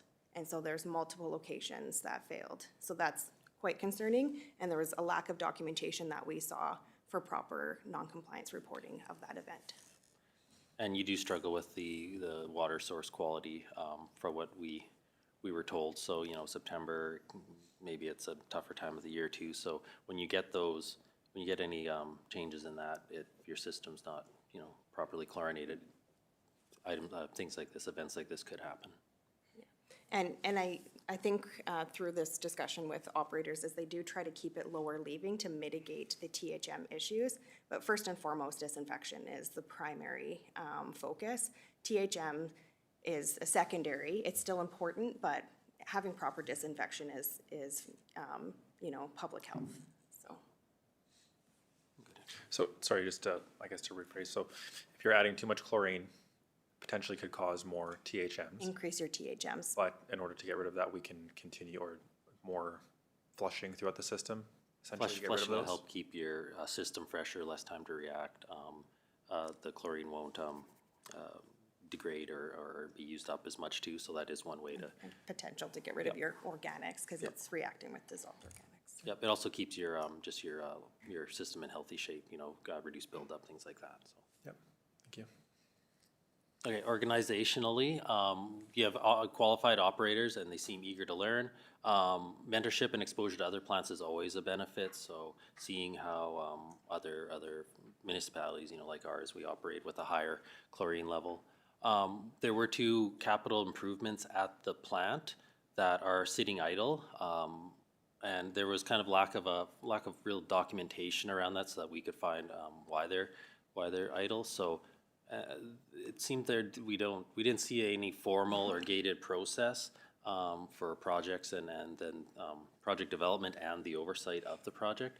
So just for example, I put our major projects phase here. When we initiate a project, we make sure we have the business case, the ROI, or the regulatory compliance maintenance need. We'll review a few concepts at the front end to make sure we pick the right solution first, come up with the roadmap to whatever objective we're looking for, go through preliminary engineering. Just again, these all keep kind of costs low. The front end costs are a lot lower than the back end costs. We'll do some preliminary engineering, confirm all of our assumptions, things like that. Go through detailed design, then construction and commissioning, and then eventually close out.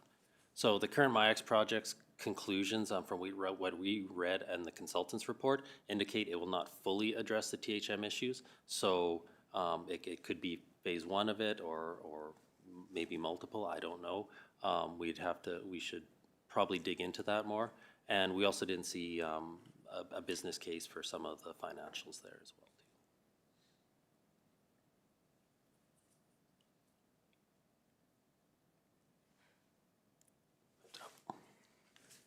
There we go. Okay. Regulatory and compliance. We tried to get Ashley on to speak to this, but technical difficulties didn't work. Sorry about that. So she reviewed the provided documentation, and she identified issues in record management and reporting practices. So she did see some data gaps or data that she couldn't get, and she couldn't find evidence of reporting of the non-compliance, like the back T, the federal wastewater discharge. Actually, I'll speak to that actually next. So though you have your or wastewater lagoon, your treatment system there, and you discharge yearly or when full or when needed. The wastewater discharge doesn't meet the federal regulation for TSS. So I think it was the last 4 years it hasn't. And we saw it submitted but not reported that it was exceeding the federal regulations there. So another one of the kind of lack of reporting that we saw there.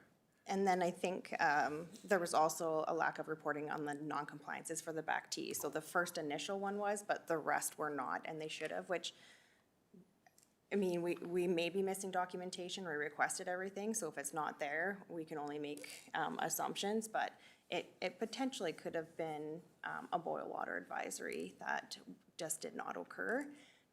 As well, there had been an inspection in 2024. So Alberta Environment comes in once a year, does an inspection. There had been a non-compliances found on that inspection with 30 days required follow-up that did not occur. So there just seems to be a gap in, one, records management. You know, the data has gaps, but then a lack of process and proper reporting of issues. And, you know, Alberta Environment, when you work with them and you report to them, they're fantastic to work with. But if they end up finding things on the back end and they come to you, it's not always as enjoyable of an experience. So it's always better to self-report and to make sure that we're dotting our I's and crossing our T's. We don't want them finding those issues and coming back. There are also some smaller recommendations on preliminary testing. Like, it's not required, but do some preliminary testing on your wastewater discharge before you do it. I don't know if it's a requirement or not, but the THM, the way it was reported, it should have been an annual running average. I believe it was just reported as point samples. And then actually even the sampling events were incorrect. They were done with the Schedule 4, rather there should be separate sampling events. So there's just some gaps in sampling. Just a question for you. So this gap in reporting, how big of a gap are we talking?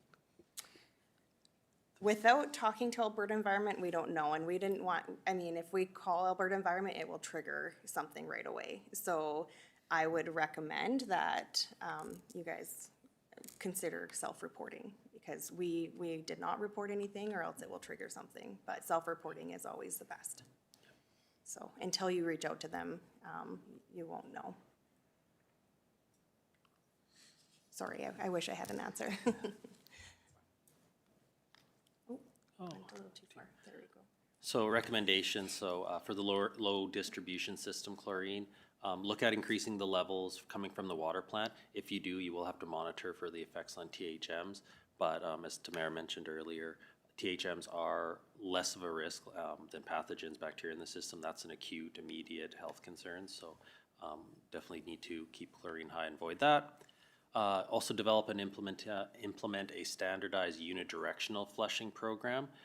It will help with THM exceedances below. But what that means is really having a system to try and keep the velocities up in your pipe, flush certain legs of it at a time, whether that means closing off valves or specific hydrants, trying to keep that system turned over clean, flushed. Also will help just kind of everything there.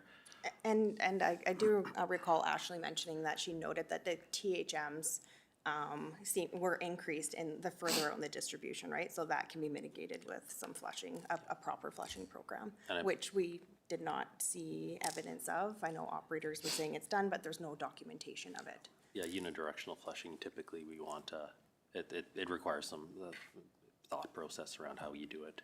Strategy, yeah.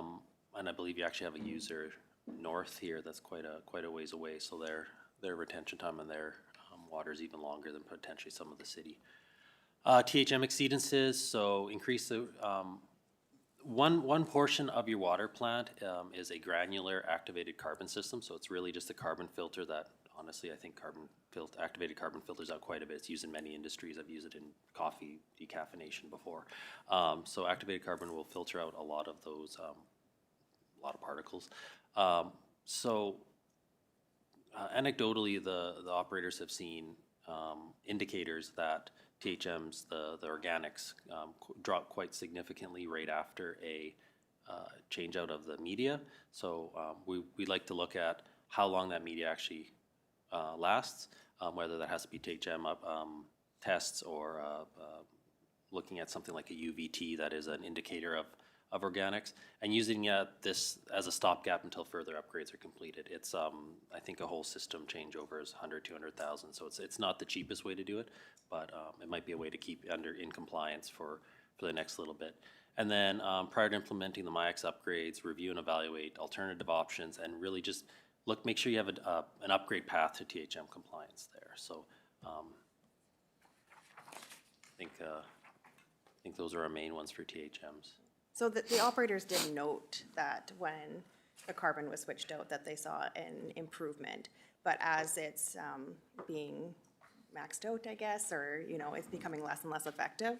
And then so it's sitting there not doing anything anymore. So it just needs more frequent changeover. Yep, I think they started noticing, well, they might have noticed it before, but they were starting to take data this summer. So they have noticed, and they have been, you know, trying to keep track and looking at different ways of changing out, not the whole thing at a time, but, you know, cells at a time. So they are looking into that too. So enhanced oversight of operational activities, including maintenance, regulatory compliance, spending, and project development. So really just ensuring that none of these missed compliance reportings happen. Making sure you have a project development phase that, you know, for the type of projects, for the size of spending you have is adequate for that. So, you know, bigger projects, make sure you have that full options analysis, whether it has to be third-party, in-house, but make sure it's done. Ensure ongoing competency training for both operations and staff leaders. So, I mean, that's just something fairly typical. But you have your operational staff, but you also, this group here is also responsible for the water system too, as the leadership of the organization.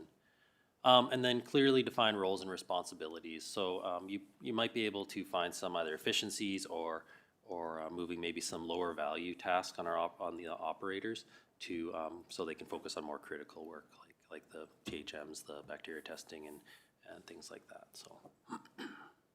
And there was a kind of a lack of documentation from maintenance activities. So, well, you know, operators might say, hey, we do this. It should always be documented and tracked.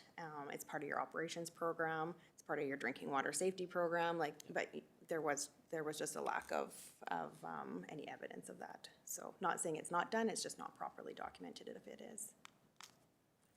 So to that Which I point, may have gotten. yep, data record management. So ideally have a centralized record system to have all your testing, maintenance, compliance, project, and other reportings. Definitely on the testing compliance side too, right? Like that really needs to be kept. Management of capital projects. So I've kind of gone over, you know, a potential project process for the large projects. And then, like I mentioned, we have various other recommendations per the operational report. So just to name a few, 2018 there were new dam regulations in water retaining structure regulations in Alberta, and it ends up classifying a lot of our wastewater lagoons as dams now. So ourselves were hit with 5 or 6 of them. I believe 2 or 3 of yours might hit that. So take a look at that. If it is, there are some, depending on the risks of your dam to environment, people, et cetera, there are various things you need to do. At the low end, it's a maintenance program. At the high end, you're doing yearly submittals to the governing body. Yeah, can you think of others off the top of your head? I can't. So we tried to summarize kind of the major ones within the risks and the recommendations, but obviously the report is a lot more in depth. If there are any questions, we're happy to take those. And for sure. I think that's, there we go.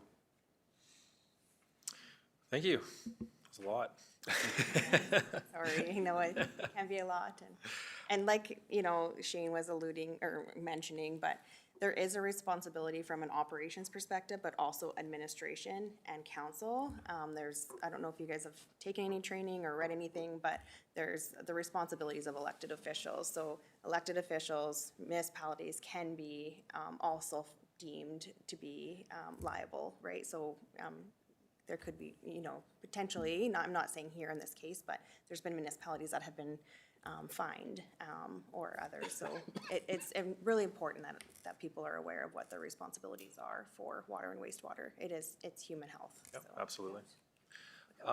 Just a question for John, actually. You had brought this up to us a few weeks ago or a couple months ago, and had mentioned that flushing was going to, or more regular flushing was going to start on a lot of these areas that had higher THMs. Did that happen? Your worship, right now, we hadn't actually effectively developed a plan for that. Part of the concerns that we have is that there was no record keeping, as Tamara and Shane had mentioned. You know, when we asked for records, it was just like, you know, there was highlighted sections on a map. You know, as opposed to a proper hydrant inspection, how long you flush the hydrant from, your water temperature, your pressure, your static pressure, dynamic pressure, you know, like the typical things. So I had worked with, or had a few discussions with the lead operator right now, and we are going to be coming up with a plan shortly to do it. The cost of the THMs, again, they were saying it's the further away from the water plant you go, that's where we're noticing the nodes of high THMs. And again, it's water stagnation is usually the cause. The longer the water ages, the more it can gas off and create the THMs as part of the treatment program. So we are going to be highlighting a bunch of the long runs and making sure we get that into compliance. And that's something that we're going to be enacting probably by next week. What we were going to, like, we wanted to have the findings of the review from Aquaterra, just to validate, you know, what our internal hunches were, our suspicions were, and we'll be coming up with a full plan for that. Okay. Were there, is it safe to conduct the flushing throughout the winter? Does it affect anything at all with the colder temperatures? Your worship, as long as we take the necessary precautions, that we use dechlorinator pucks and we discharge into, you know, an acceptable area. We usually use, you know, a hose on there. It's not just letting the hydrant spray in the middle of the road. So we can conduct the water where we need to make sure it gets away and it doesn't cause a problem. Okay, thank you. Deputy Mayor. Thank you very much for that report. I just had a question in regards to the budget breakdown items here. I see, and you mentioned it in the report as well, restart, replace of the ozone system. What's your guys' opinion on what is there currently and whether this is going to be worth the $1.5 to $2.5 million price tag to either see it to completion or? Can I just? Yeah, you're good. Does that work? Okay. I don't have specific experience with ozone. It is your system set up for that. A lot of the capital's already been done for that. If that's where I mentioned look at a few of look at the front end, look at the potential options. So there's MIAX, there's the ozone, you could just go full reverse osmosis. You know, a lot of them have benefits and disadvantages as well. I think the ozone, the way you guys are set up, would probably be, if it works fully and it can fully get you in compliance, it would be the cheapest option. Okay. It has some other benefits where, you know, it does try and reduce some of the organics at the front end. Maybe that'll help with the any taste or anything you've noticed. Like, for example, reverse osmosis will pretty much give you really high quality water. We'll get rid of taste. We'll get rid of those organics. You won't. You'll have less chemical. Ozone might have some of those benefits as well too. I'm not super familiar, but it does look to be the cheapest. Especially since we're so heavily invested into the program as well, right? With the items that are already there. It is sometimes operationally intensive, but you know, so is reverse osmosis as well too. Okay. I guess I had another question here. Sorry, I'm just trying. You can come back to me. I think John had something to say. Thank you, Your Worship. That same meeting on the September 8th, Council approved contracting out Aquaterra to complete this operational study. We also asked for an amount of money of, I believe it was $35,000 to engage WSP as an outside agency just to review our process. We did have our initial kickoff meeting earlier, actually last week. Acting Deputy Director, our Deputy CAO, Thompson, myself, and a team of 7 from WSP had a virtual meeting looking through the process, and we just had the exchange of documents happening in the last few days. So that's also going concurrently, just to evaluate our source water, what's existing, and kind of give us a roadmap going forward of feasible options for consideration. Councillor Langford? So thanks for your presentation. Obviously, it's important for council to be able to rely on expert advice and opinions. It also talks about an abandoned centrifuge system in here. We've recently been told that the ozone isn't the way to go. We've been told MIAX isn't the way to go. So we've received a lot of conflicting information. So it would be nice to have a concise sort of roadmap of, we're dealing with overflow groundwater. Here is our water source, unfortunately, which is high in lots of really nasty things. So, difficult for us sitting at this table, or just speaking for myself, to be able to make decisions when we're told this will work, that will work. No, you spent all this money, that won't work. So, I'm encouraging to see that maybe the ozone system will work because we've spent a lot of money on it. It's there. And it doesn't sound like it would take much to make it operational. So, I would maybe like to try things that are in place already that we can just sort of flip the switch or do whatever. There's been lots of discussions over the activated carbon over the years. It's a super expensive thing. Transportation, just getting it up here is a significant cost as well. So, just to be able to make an informed decision so that we're making the right decisions. Because, it's one thing if we're talking $50,000 or $30,000 to do this, but, MIAX was $5.5 million, the ozone was $3.5 million, whatever. Like, these are big dollar decisions. We're not the county of Grand Prairie. We don't have sort of unlimited resources. So, we've really got to be conscientious about what we're looking at, the solutions that we're looking at. And so it would be nice to see a sort of a detailed overview of what's actually on the ground in the plant and what it would take to try and bring that operational and maybe see what the benefits would be, before we embark on a bunch of other things. Yeah, I think, engaging WSP, engaging that third-party consulting firm that has designed many facilities is a good starting point. Make sure that you get samples of your specific, source water, especially during the worst parts of the year. I do recommend that. I like to see pilot tests, so I know, it was good that the MIAX had a pilot test. And that's kind of where I mentioned the project process.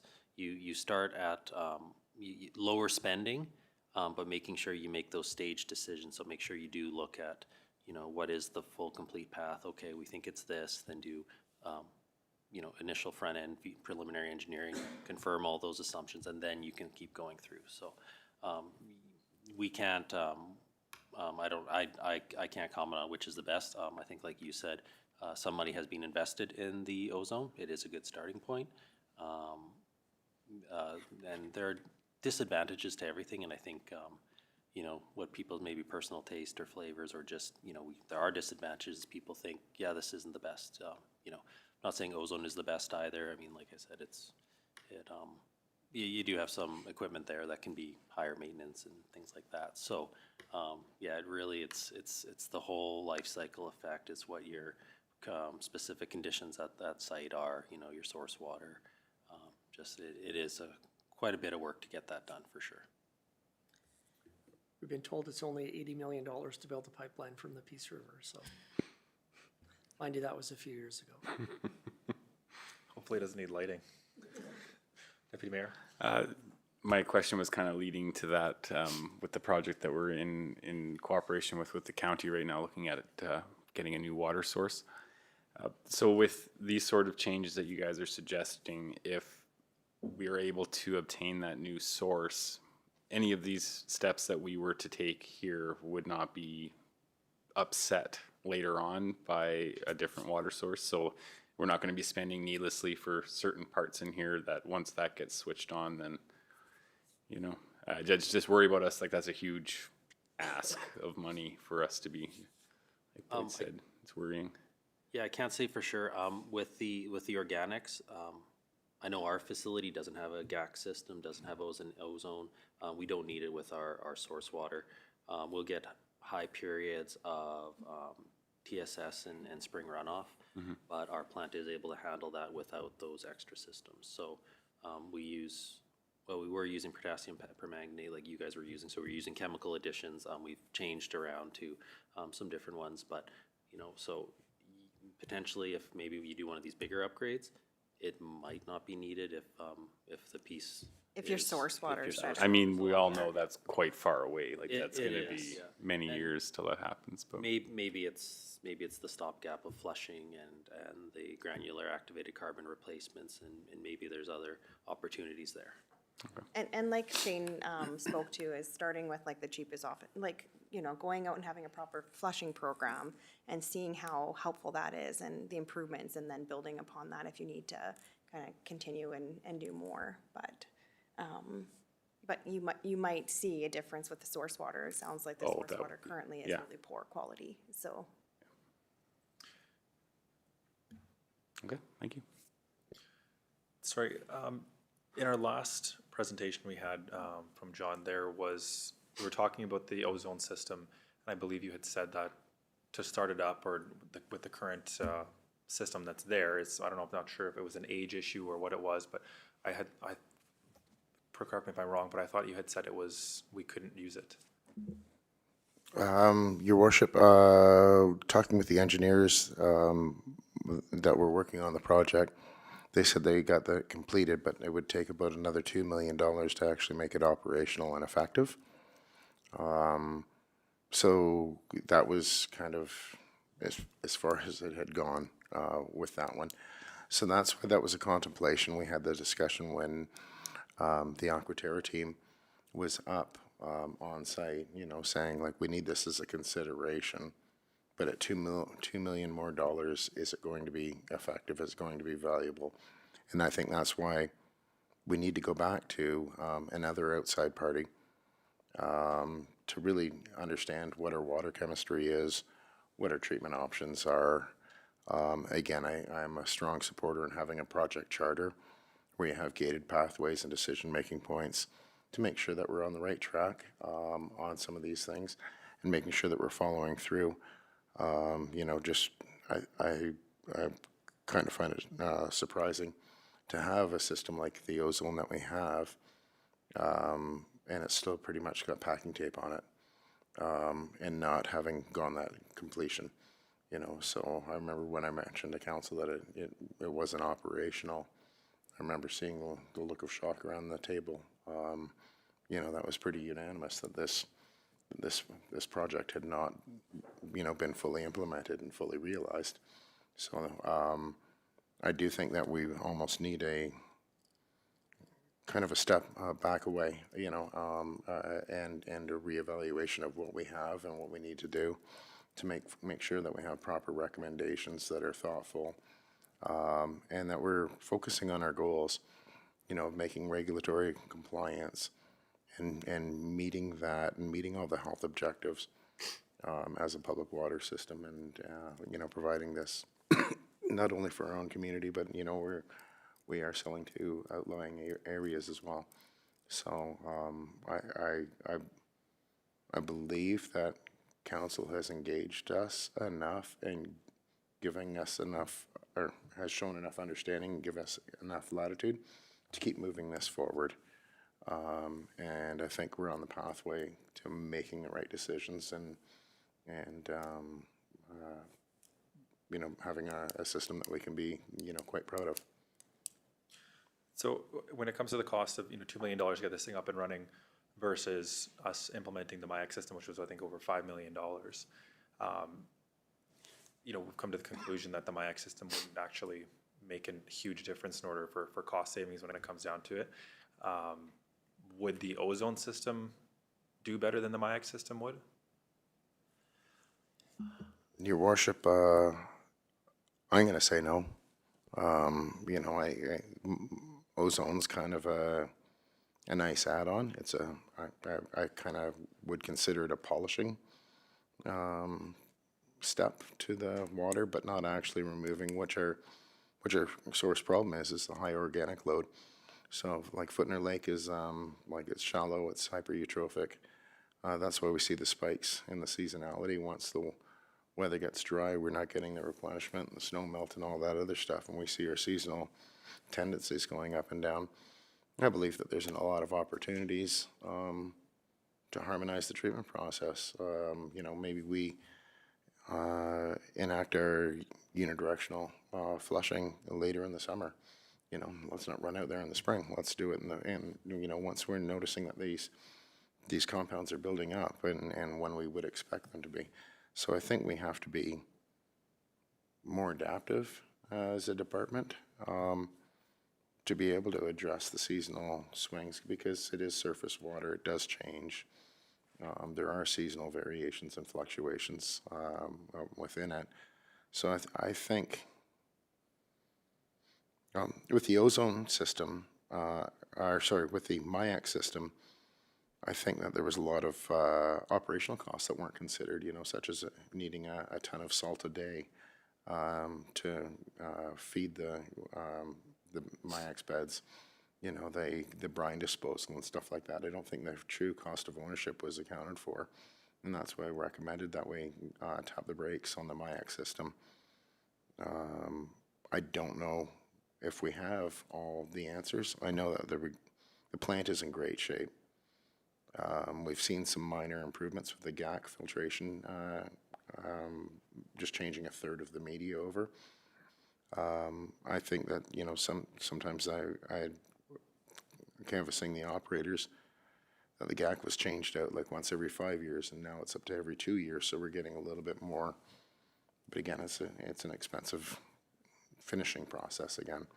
So I wouldn't be comfortable in saying what the solution would be right now. I don't have enough information. I haven't got it figured out. But I was strong enough in my belief that, you know, we need, like the MIAX project, we should have stopped the brakes on that. I still haven't been able to find anyone that suggests it's a good idea or that it would be a solution for high levels water problems. Just to confirm, that project has been paused at the moment, correct? Through your worship, yes, that's correct. Deputy Mayor? I'm sure this isn't a question for you lovely people, but under the budget, the total estimated program costs. I see here that we're, you know, discussing for the long-term affordability of this program to look at kind of changing the way that we're currently doing our water billing. That's kind of, you know, in my mind, been sort of a nice point about our community, is that like you know, some of our taxes might be a little bit high, but our water has always been affordable for our community members. I understand the approach, but at the same time, I also kind of caution on going after those rates too heavily, because like, I know it's appreciated that we don't have the same sort of water bills that, you know, Grand Prairie has or any of those larger municipalities. So that's just one thing I wanted to add. Any other questions, Council? Someone not well versed in water. The thing that sticks out, I think, to me the most is how you said that the lack of reporting and how we have failed the back T and then there's no follow-up. Is there a policy that they should be following? Is that something that is something that is missed in training? That's something that can go to a water boiling advisory and we are potentially missing it. It's just a little bit scary to me.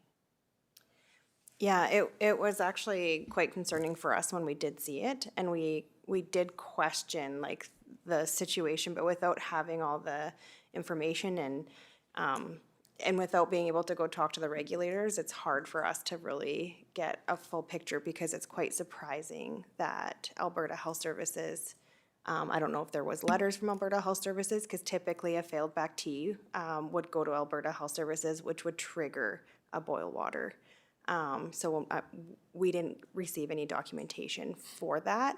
And without reaching out to Alberta Environment, which we didn't want to trigger anything, it's hard for us to be able to know what happened. But to have 2 weeks of failed back Ts multiple times was very concerning for us, because it's an indicator that there's something going on, or a lack of, so. I think sometimes like one failed back T could be a contaminated sample Or operator error, like things like that happen, but 2 weeks, multiple locations, it wasn't just one location. You know, if it's an aerator on a residence's home, sometimes, you know, you have bacteria that's grown in there, but multiple locations over a 2 week period. And chlorine residuals were very low. 0.02 some of them, and like I mentioned, you know, we keep ours at 0.2, so 10 times magnitude. Yeah, so, the situation is very concerning to us, and it is a risk to public health, so.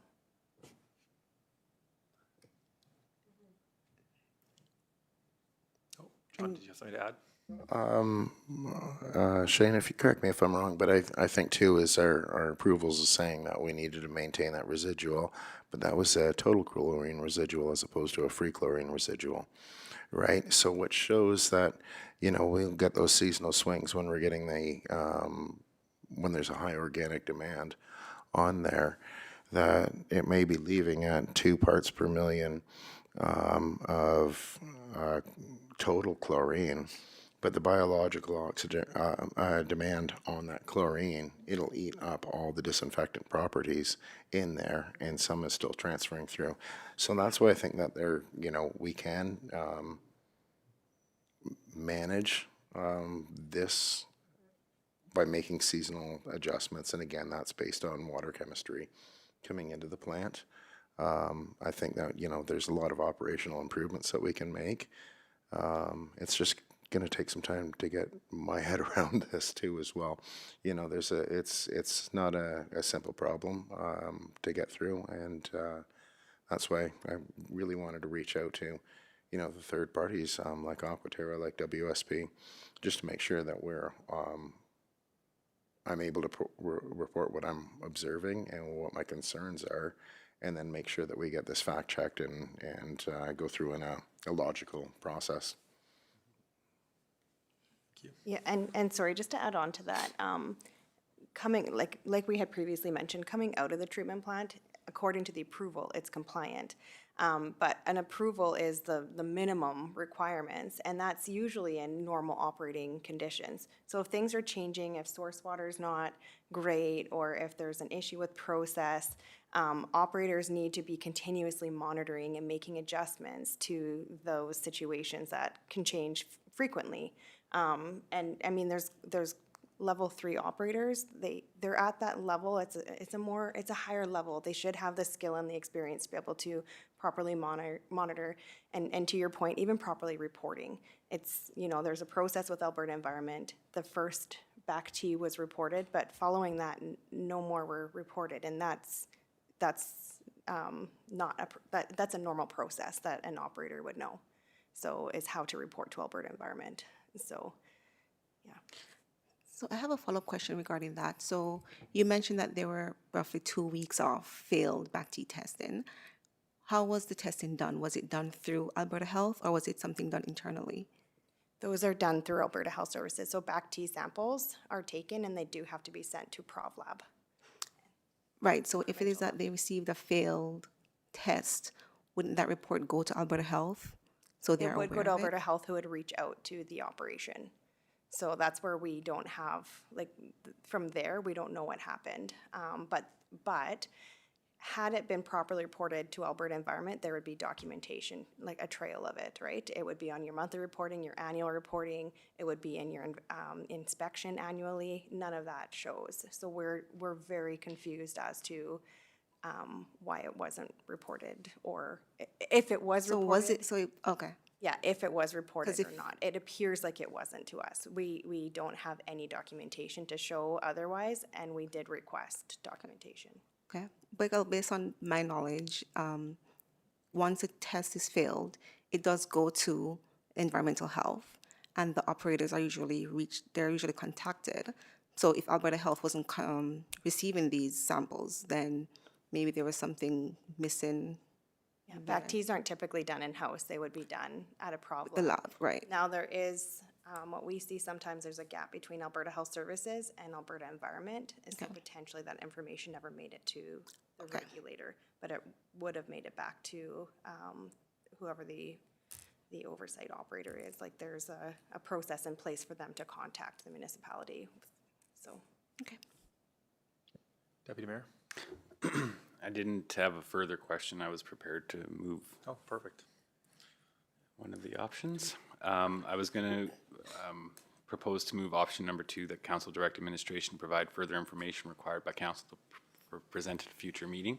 And I just say that in regards to the report you're saying that's being put together with WSP Engineering.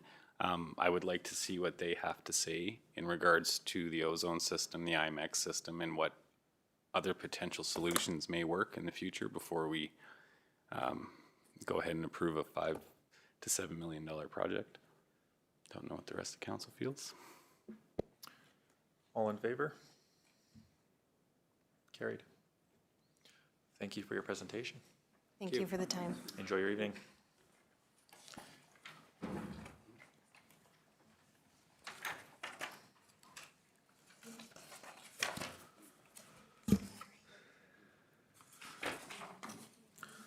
All right, moving on to amendment of land use bylaw 1051-25. Through your worship, I will turn this over to the Acting Director of Planning and Development. Good evening again, your worship and members of council. So we've had our public hearing now for a bylaw amendment to include solar collectors in the residential, commercial, and industrial districts in the town of High Levels land use bylaw.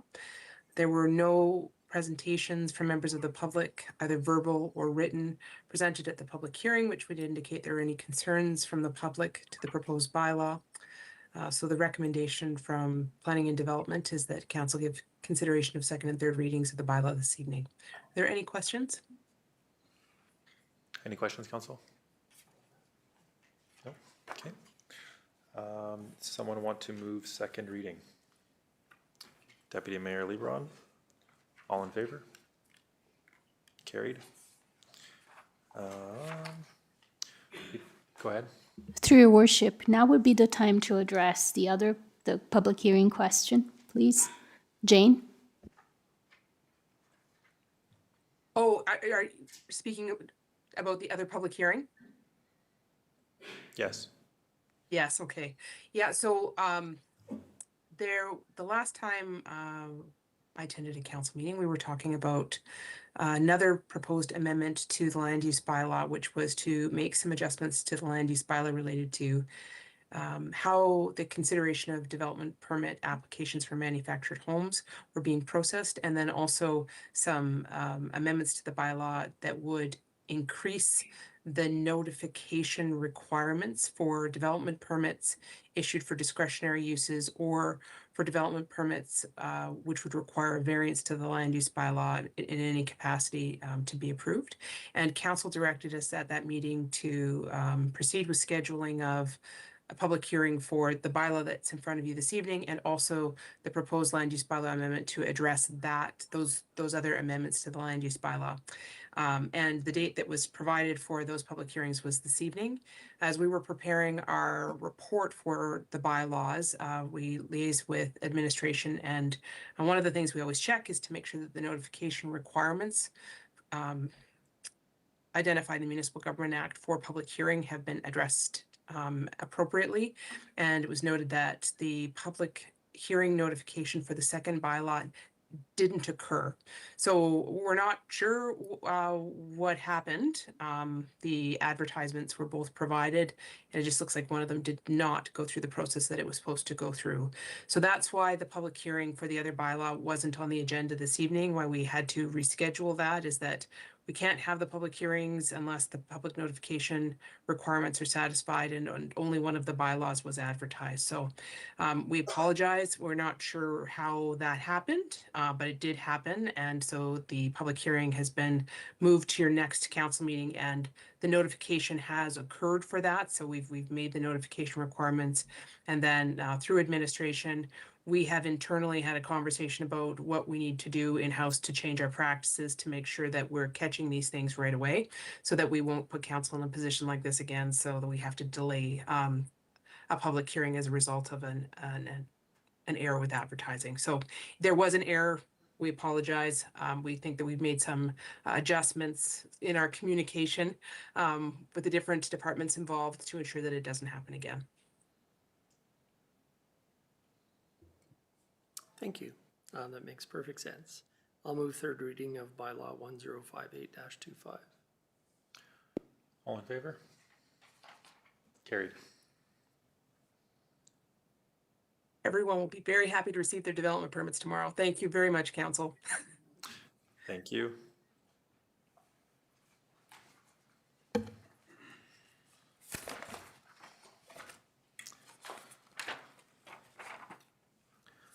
All right, moving on to administration inquiries, 13.1, core operating budget discussion. Through your worship, I will turn this over to the acting director of finance. Thank you.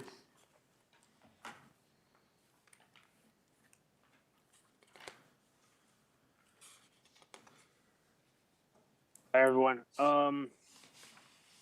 There's not a ton more to add from the last meeting. What's in front of you guys is what Boyd had asked for, seeing the 23 and 24 actuals, to actually get a better idea of how 2025 was trending, but also compare that to the 2026 proposed interim budget numbers. So that's what's in that document there. No other changes really have been made in the 2026 budgeted numbers. I think one thing that was questioned that I looked at was some of the utilities amounts that were budgeted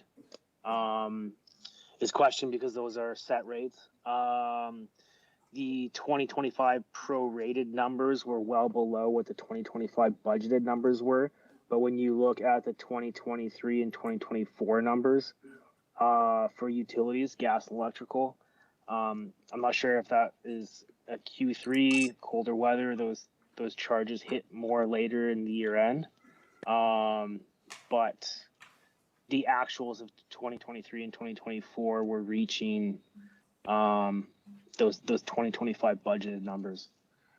So I just left those in the 2026 budgeted figures for now. Well, I'm not sure about the rest of council, but it is tough to make some decisions on this budget when we were given it, a minute into council. So, does council have? I don't think there was any ask from us to make any decisions, but it's more so we're providing answers or further information that was asked for last meeting, so you guys can pick through it and bring it to the next council of the whole meeting. I believe it's next Monday, where we can actually dig into it again. This is the first I'm hearing of a committee of the whole meeting next Monday. No. Oh, sorry. Go ahead. Through your worship, I'll turn it over to our financial analyst. Good evening, Mayor and Council. I do apologize for the small print of the printout. Since we are going to tackle this on the next one, I will format the report to give it to you by tomorrow via email. I won't be here in town, but I will do it away from the office, and I will make sure the printout will be bigger than what it is right now. I do apologize for that. Thank you. Just leave it. No, just leave it. Councillor Langford? Sorry, thank you for putting the 23 and 24 actual and budget numbers in there. But the 2025 budget amount is missing, and the prorated really means nothing to me at this point. You know, we're partway through the year, some of these things are expended and some are not, but just for comparative purposes, it would be beneficial for me to have the 2025 actual budget in there, and that's missing entirely. And I agree with the mayor that having this handed out during the meeting is pretty difficult to do an in-depth review and ask meaningful questions. But I appreciate the analyst's offer to give us a bigger font. I've got great eyesight, but this is probably about a 2 font. Deputy Mayor? I was just gonna say the same thing as Councillor Langford and the mayor. Yeah, better font, because I don't have a big enough magnifying glass for that, so. All right, were there any other questions from council at this time? So does that mean we're going to get the 2025 actual with the email to us tomorrow as well? Through your worship, yes. Through your worship, actually, I will turn it over to David because he's the one who has the file. So just a quick update here, though. Looking at the rest of the printout, though, the 2025 budget is in there, is it not? Looking at the next page, it's just missing from the first preliminary draft with them all in there together. But on the detailed side, it does show 2025.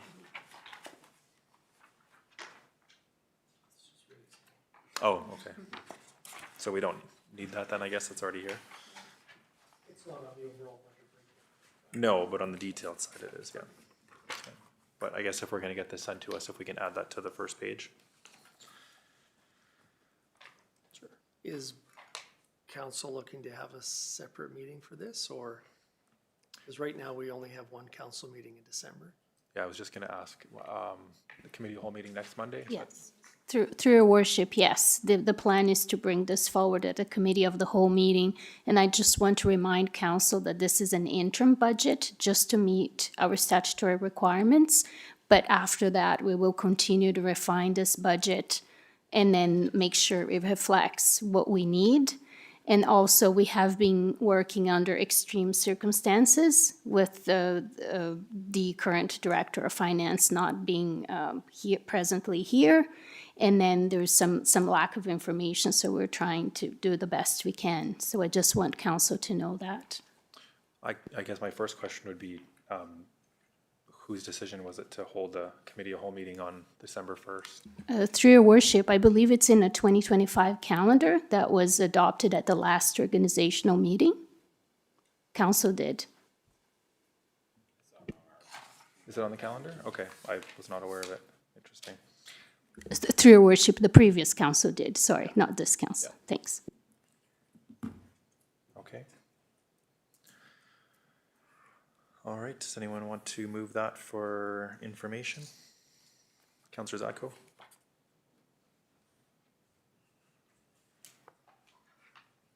All right, moving on to correspondence for information. Looks like we have a county appointment for NW SAR.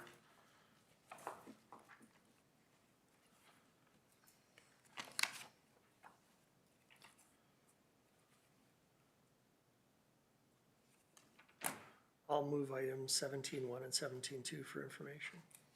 Thank you. All in favor? Actually, sorry, on 13.1, Councillor Zadko had moved it and I did not ask. All in favor? Carried. All right. And CAO monthly report.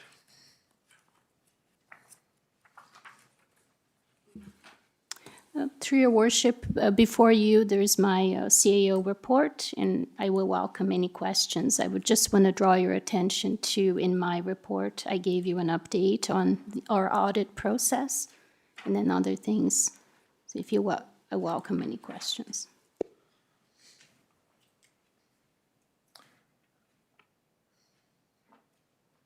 All right, so at our last meeting, I believe you had said you had, or maybe this could be a question for Barb, quite a few applicants or interviews with directors of corporate service, planning, CPO, and fire chief. Were there any potential hires there? Through your worship, we are going through the recruiting process, and then I can give some more information during our in-camera session. Thank you.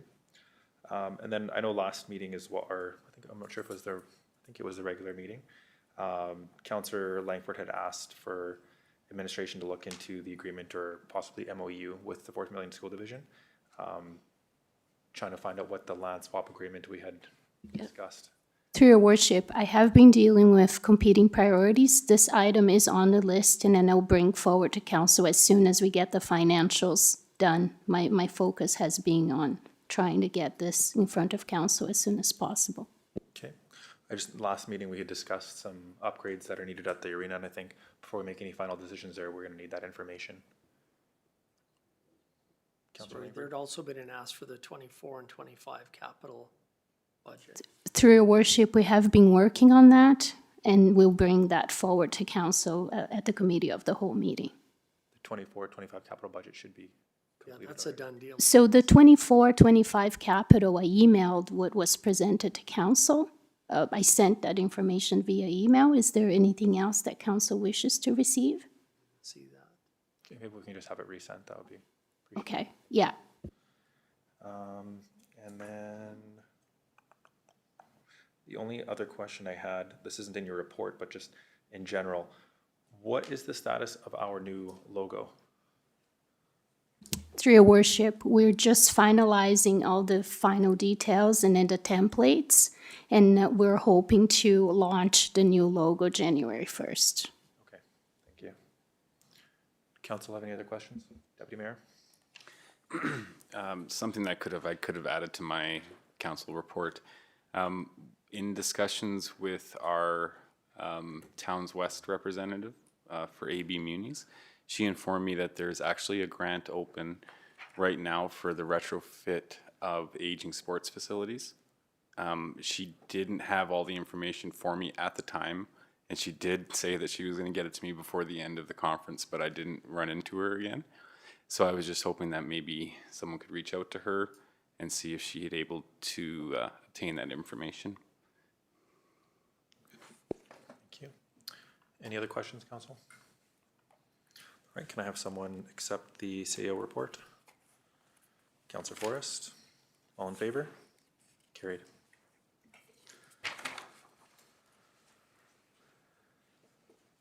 All right, corporate services monthly report.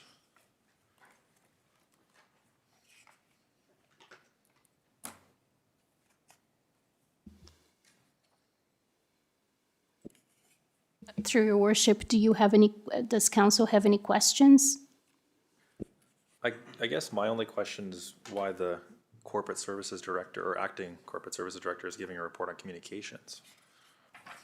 Doesn't this seem more of a communications department? Through your worship, there is no communications department. The communications is going under corporate services moving forward. That's why.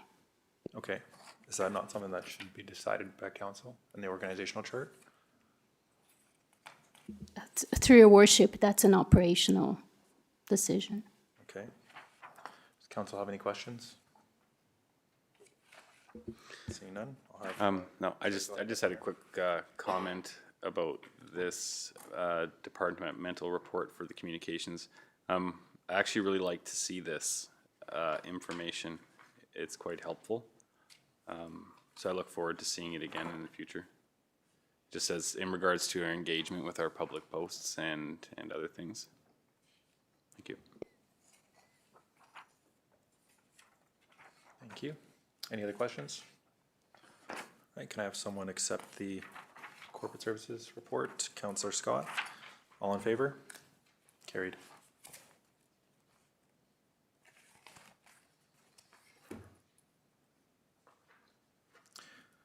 All right, moving on to question period.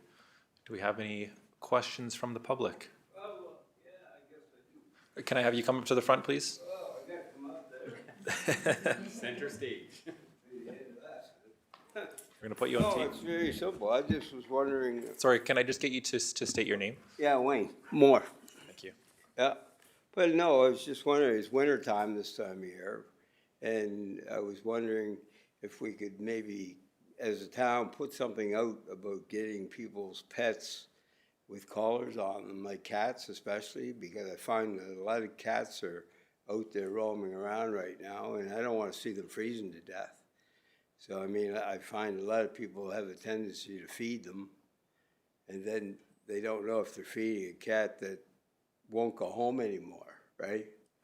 So I was just wondering if we could put some little notice out, you know, just in the paper that, you know, that the town is keeping an eye on, you know, stray cats or something, you know?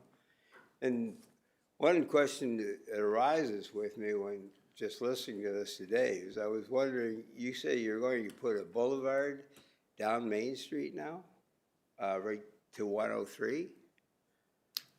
Sorry, do you mean, Like if with this, you know, upgrading to Main Street, and we're saying that you're gonna run Boulevard, won't that stop the RCMP from going west?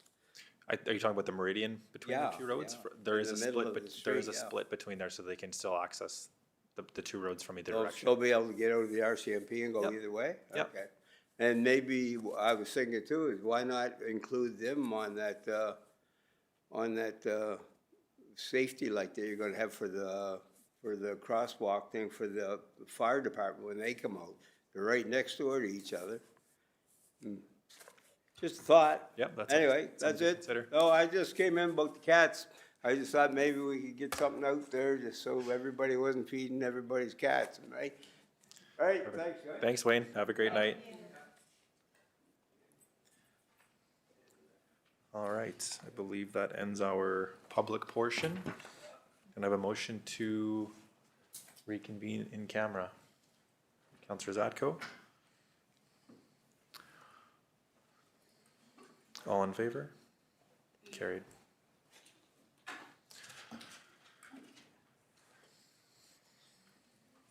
Does council need a break? I've only been here for 2.5 hours. Right, we'll take a